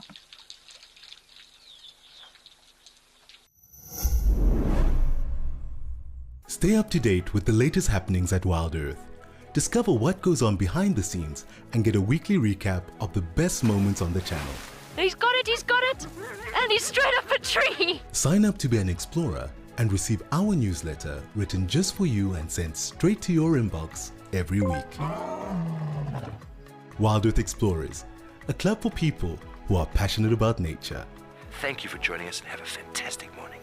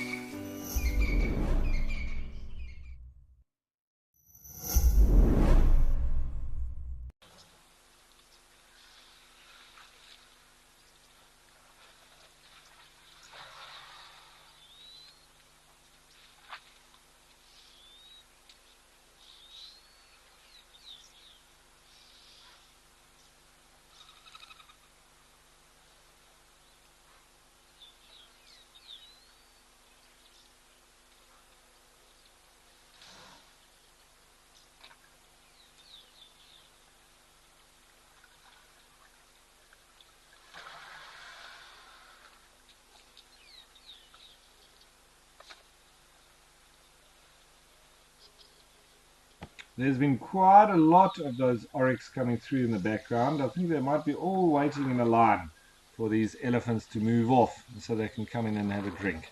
And as I say, if the zebra come in and they join up in numbers, they can actually push these elephants off the waterhole. Um, but I think the oryx are a little bit more nervous of the elephants.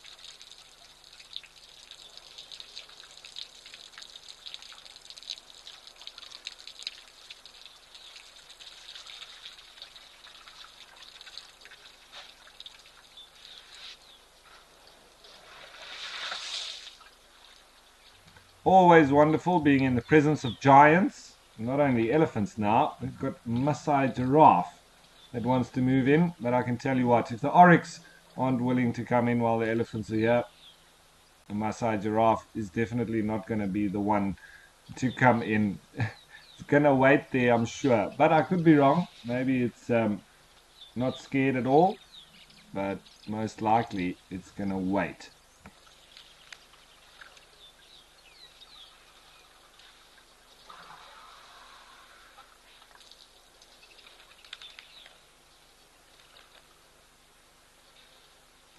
So, African samurai, when the elephants move their legs like that, it's a lot to do with their body language and what they are currently doing at the time.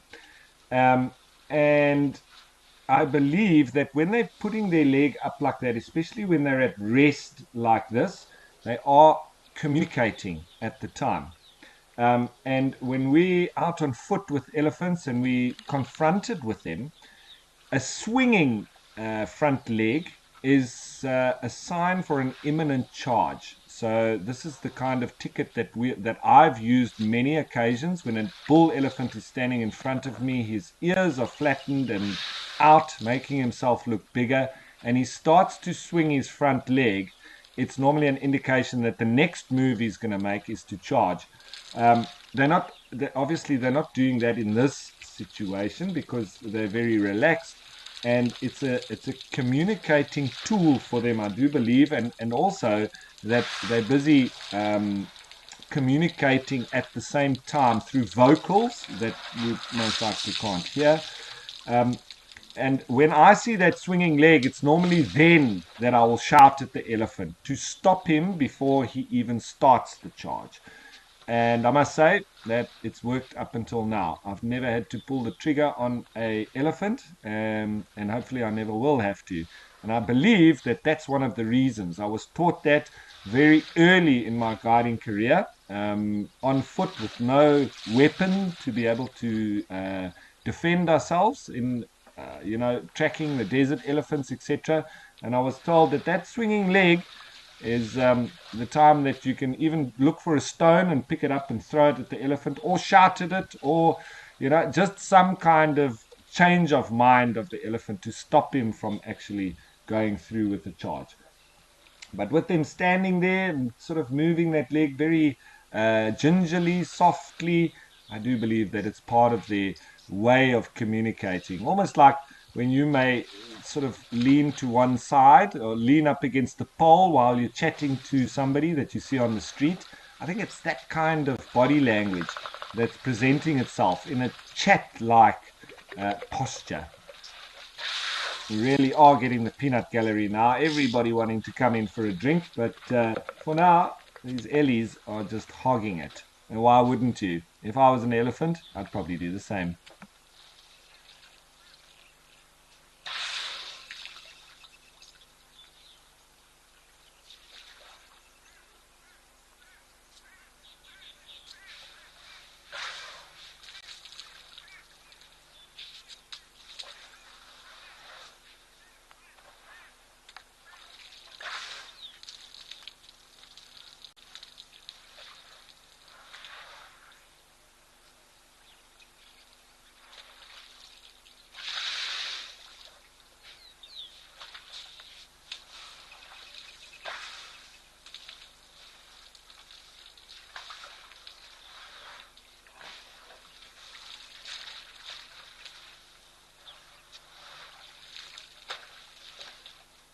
Looks like the individual in the background is finished with his scratch.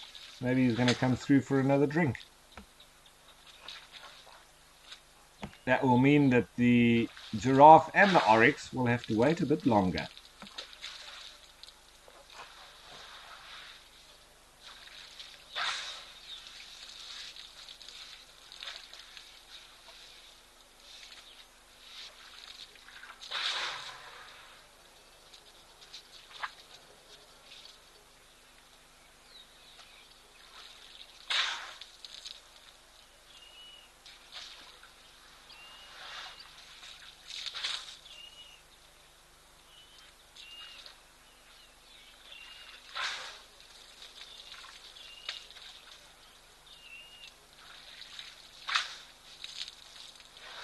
You can see the one bull there off to the left having a look at the arriving individual.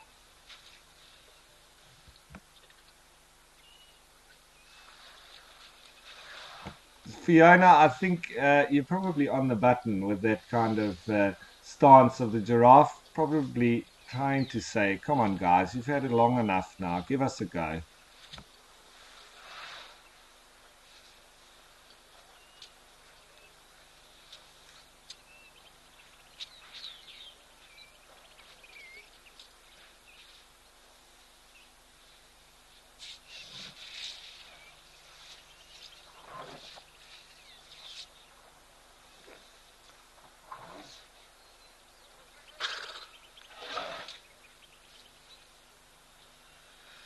So you see the movement of the legs here, and for me, it is interlinked with their communication. There's an approaching elephant.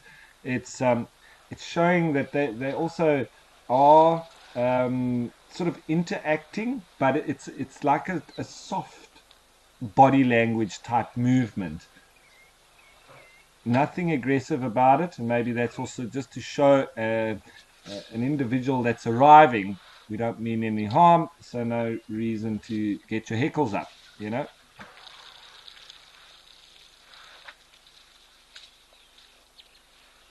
And you can see now trunks are out, sniffing each other. You might see some tactile communication, touching of each other as well.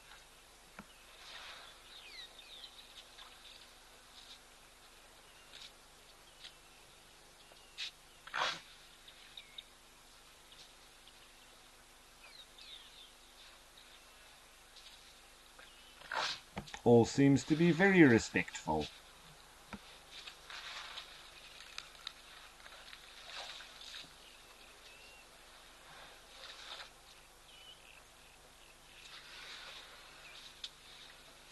Oh, there's some eland that would also like to be coming in for a drink. So I think we've got a pretty big lineup behind these elephants.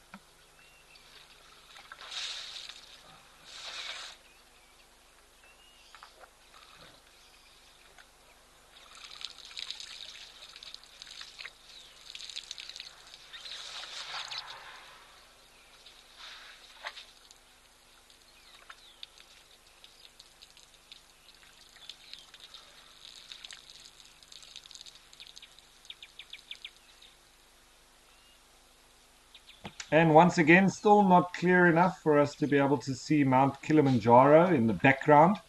When we have a nice clear day, it's going to be a beautiful view straight over the back of the waterhole.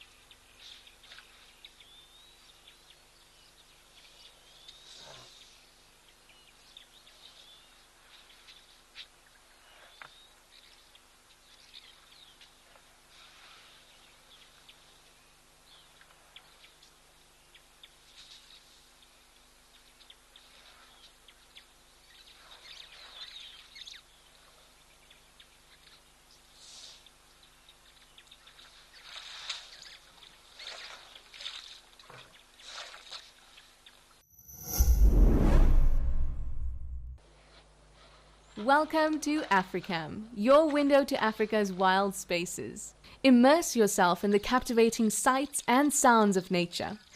With our high-definition cameras, you'll feel like you're right there, in the heart of the action, where every moment is a surprise waiting to unfold.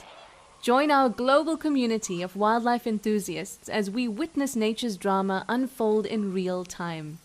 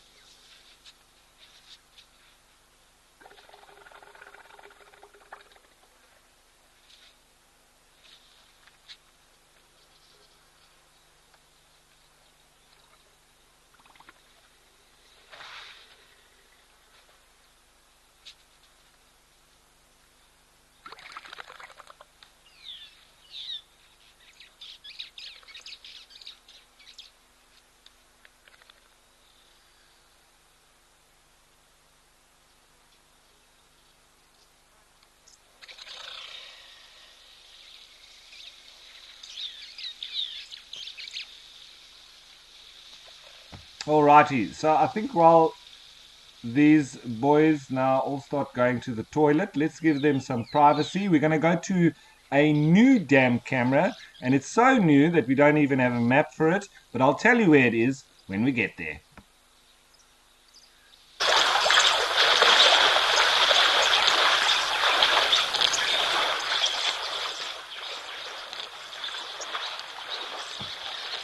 Right, so this is at Nkoro, Nkoro,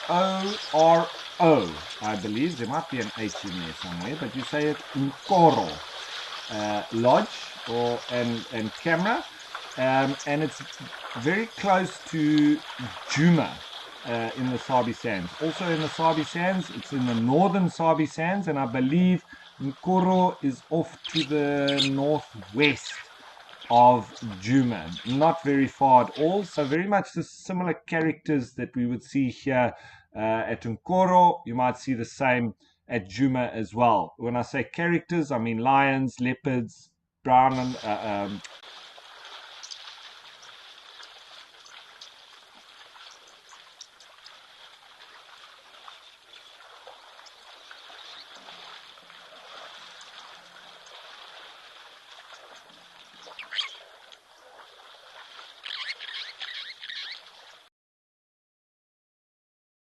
all right, so as I say, northern Sabi Sands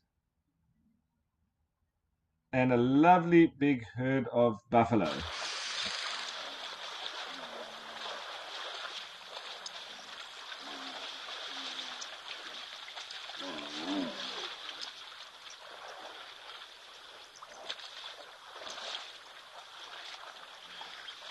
It is always important to note as well when we see big herds of buffalo like this in this part of the Greater Kruger and the Sabi Sands in particular, you can bet your bottom dollar that not too far behind them will be some lions, whether it's the Nkuhuma Pride or any others. But we used to wait for buffalo tracks coming onto Juma, the traverse there, and we always used to know that not far behind there'll be lions. So who knows? Maybe once these guys leave, we might have the lions coming through. But the lions normally lie up during the day and then they start catching up with the buffalo at night, who then generally sort of slow down in their movements as well.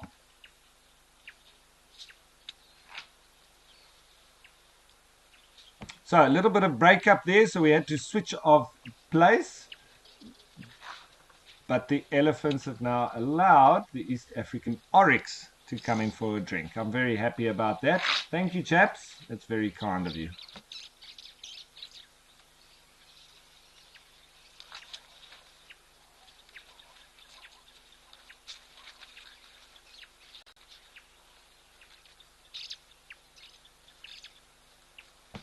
Or maybe not. That bull seemingly want to chase off that oryx. And these oryx actually remind me a little bit more of sable.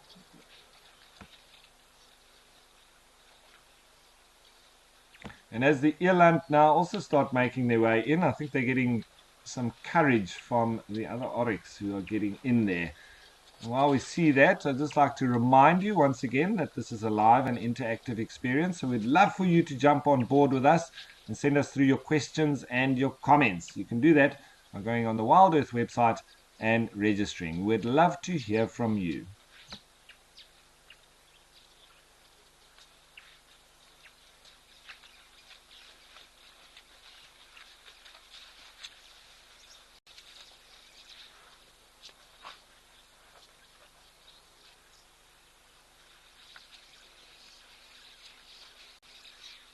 Now, I think this elephant's just playing with him now. He's doing that, I think, just because he can.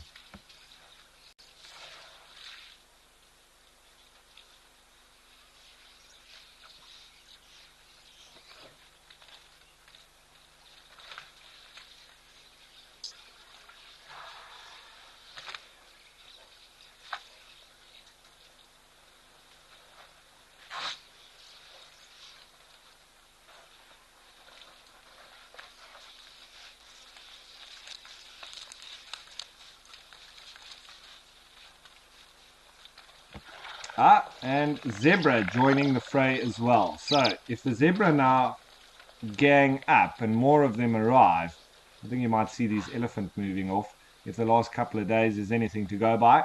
But they're going to need a few more of them. Two won't cut it.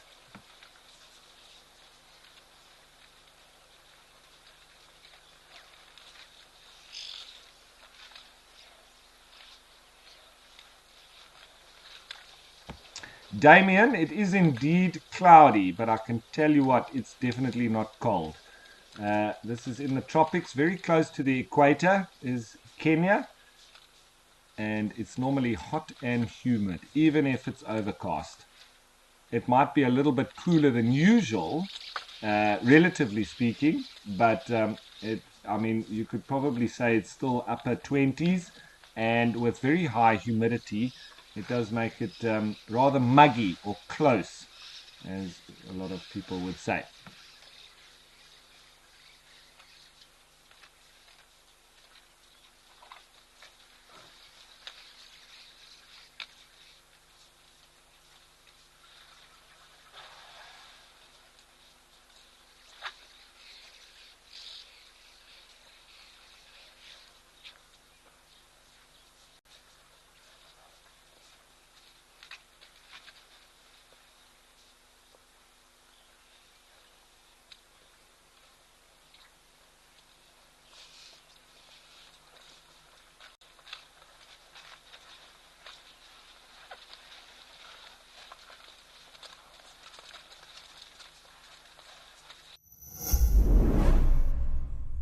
Chatting around a fire is an ancient practice that has connected humanity for centuries, and we want to keep it alive in our modern age. As an explorer, you'll have access to intimate gatherings with our naturalists, fascinating guests, and experts where we share knowledge, insights, and stories around a crackling fire. Rediscover the power of connection. Sign up to be an explorer today and experience the magic of WildEarth's Fireside Chats.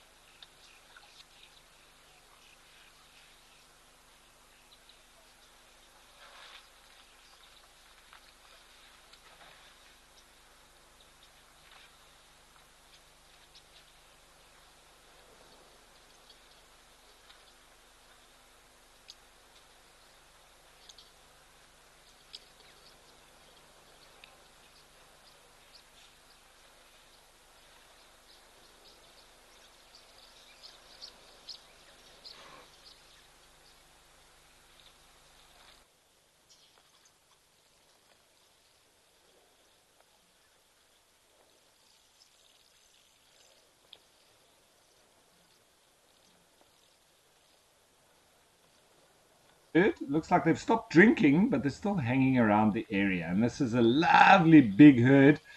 The bigger the herd, the bigger the chance of lions following on behind them. So who knows? At some stage, we'll probably see some lions here too. We have every opportunity of seeing wild dogs and leopards, etc., as I discussed earlier. But right now, just enjoying the sheer numbers of these bovids.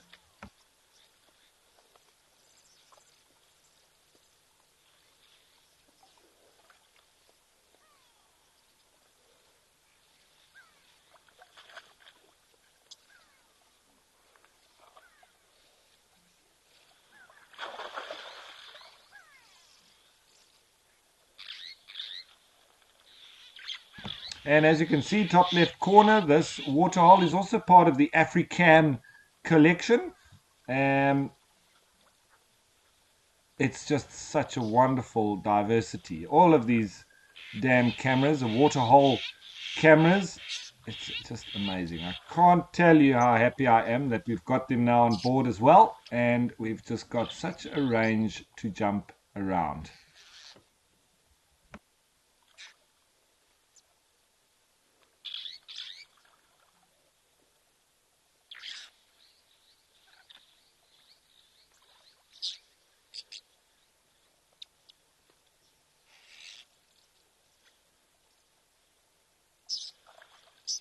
And you might hear some of the yellow-billed oxpeckers, which prefer buffalo.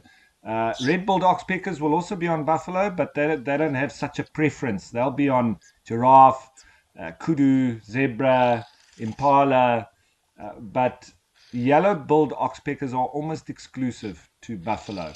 And if you listen to the different calls, the red-billed oxpecker's got like a chick, chick, chick, chick, whereas a yellow-billed oxpecker is more like a zzz, zzz, zzz.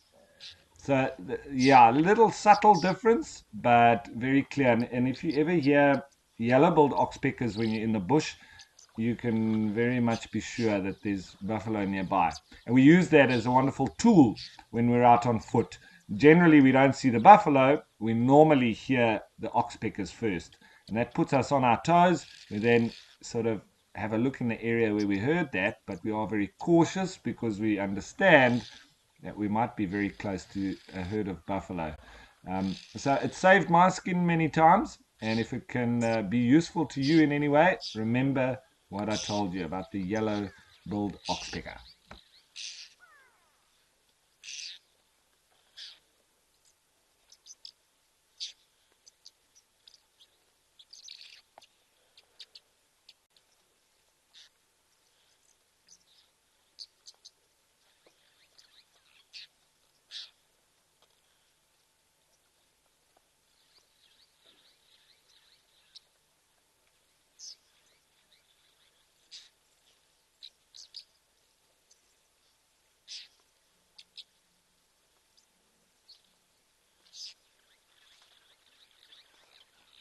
Lola, it is so cool to see, I must say as well. And with this new camera here at Nkoro, I'm very excited to see what animals will come through here to drink. I always wanted to visit Nkoro from Juma, especially when the leopards would walk across into the different properties and we weren't able to follow them, and they very often went in the direction of Nkoro. So now we've got the camera there, we'll be able to see exactly what's going on. So it is awesome. And especially now with the amount of buffalo there are here, it's just amazing.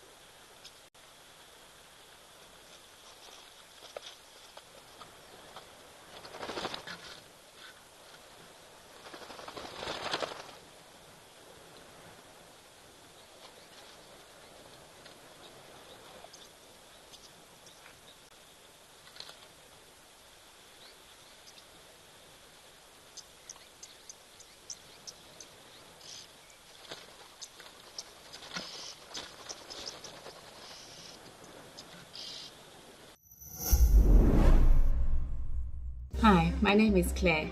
WildEarth has been part of this home for many years as it connects us to the bush and the culture that we love and miss so much. I became an explorer so that other people around the world can get to experience the African bush in this unique way as well. I am beyond excited that I was drawn to win the prize at Ambakala Game Reserve for 3 nights. It is truly a dream come true. Sign up today and you could be the one experiencing it for yourself.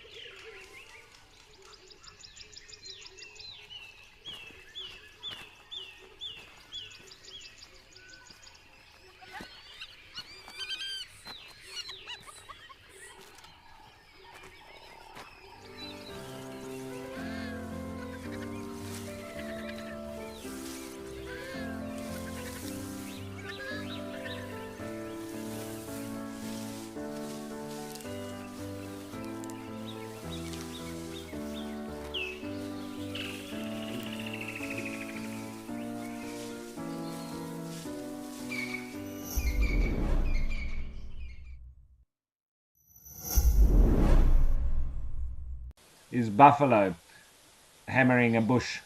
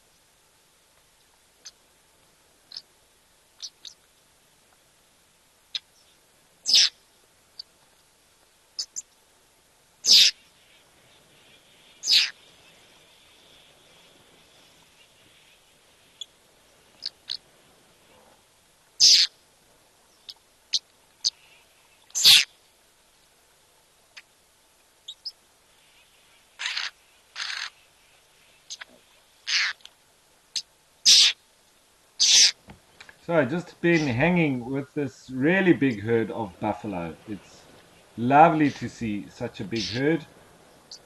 This is how it should be.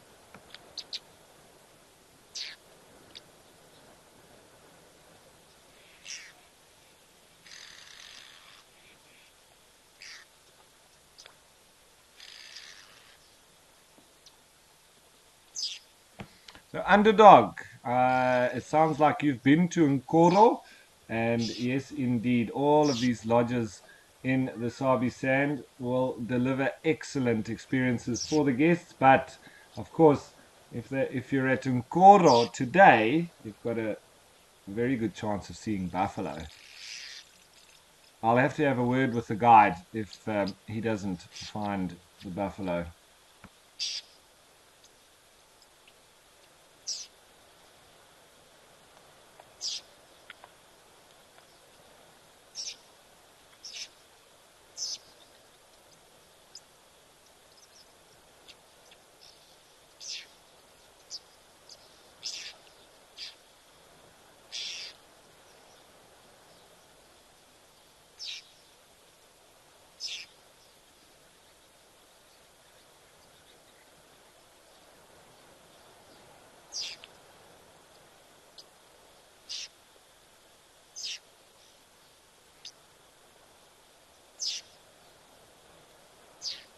Righty, so it seems like it's been a day of big numbers. We had all those flamingo when we started, and then, of course, lovely sighting with elephants and all those animals at Old Donyo, and now this massive herd of buffalo at Nkoro, which is our newest dam camera. So we'll get our map sorted out. Next time you'll see exactly where Nkoro is, but as I say, not too far from Juma.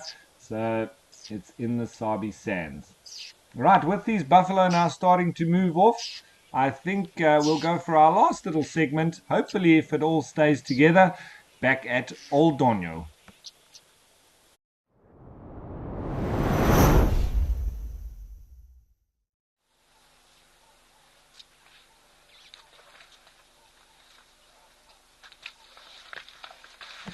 And at the Africam Old Donyo, obviously, the fight continues for this little waterhole where the elephants were dominating earlier. Then it seems like the zebras outnumbered them, but they seem to be thinning out a bit. And of course, the giraffe still waiting their turn.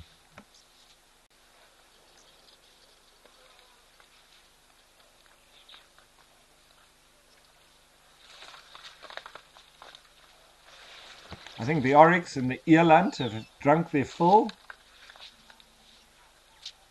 We've just got to get the giraffe in there. It's their turn, chaps.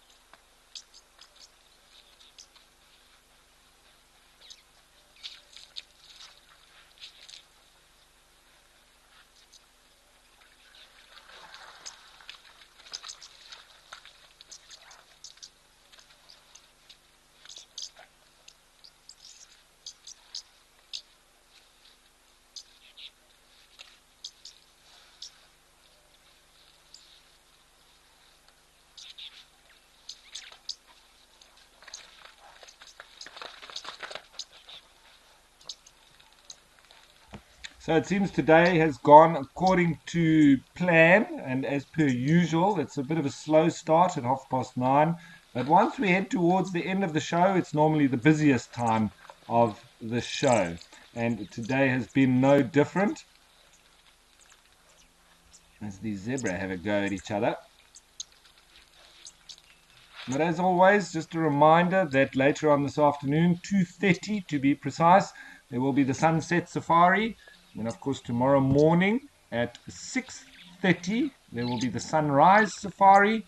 And then we'll be back here once more, same time, same place at 9:30. And we go on till 12:30 again. So if you've enjoyed yourself watching at the Waterhole, please join us again tomorrow.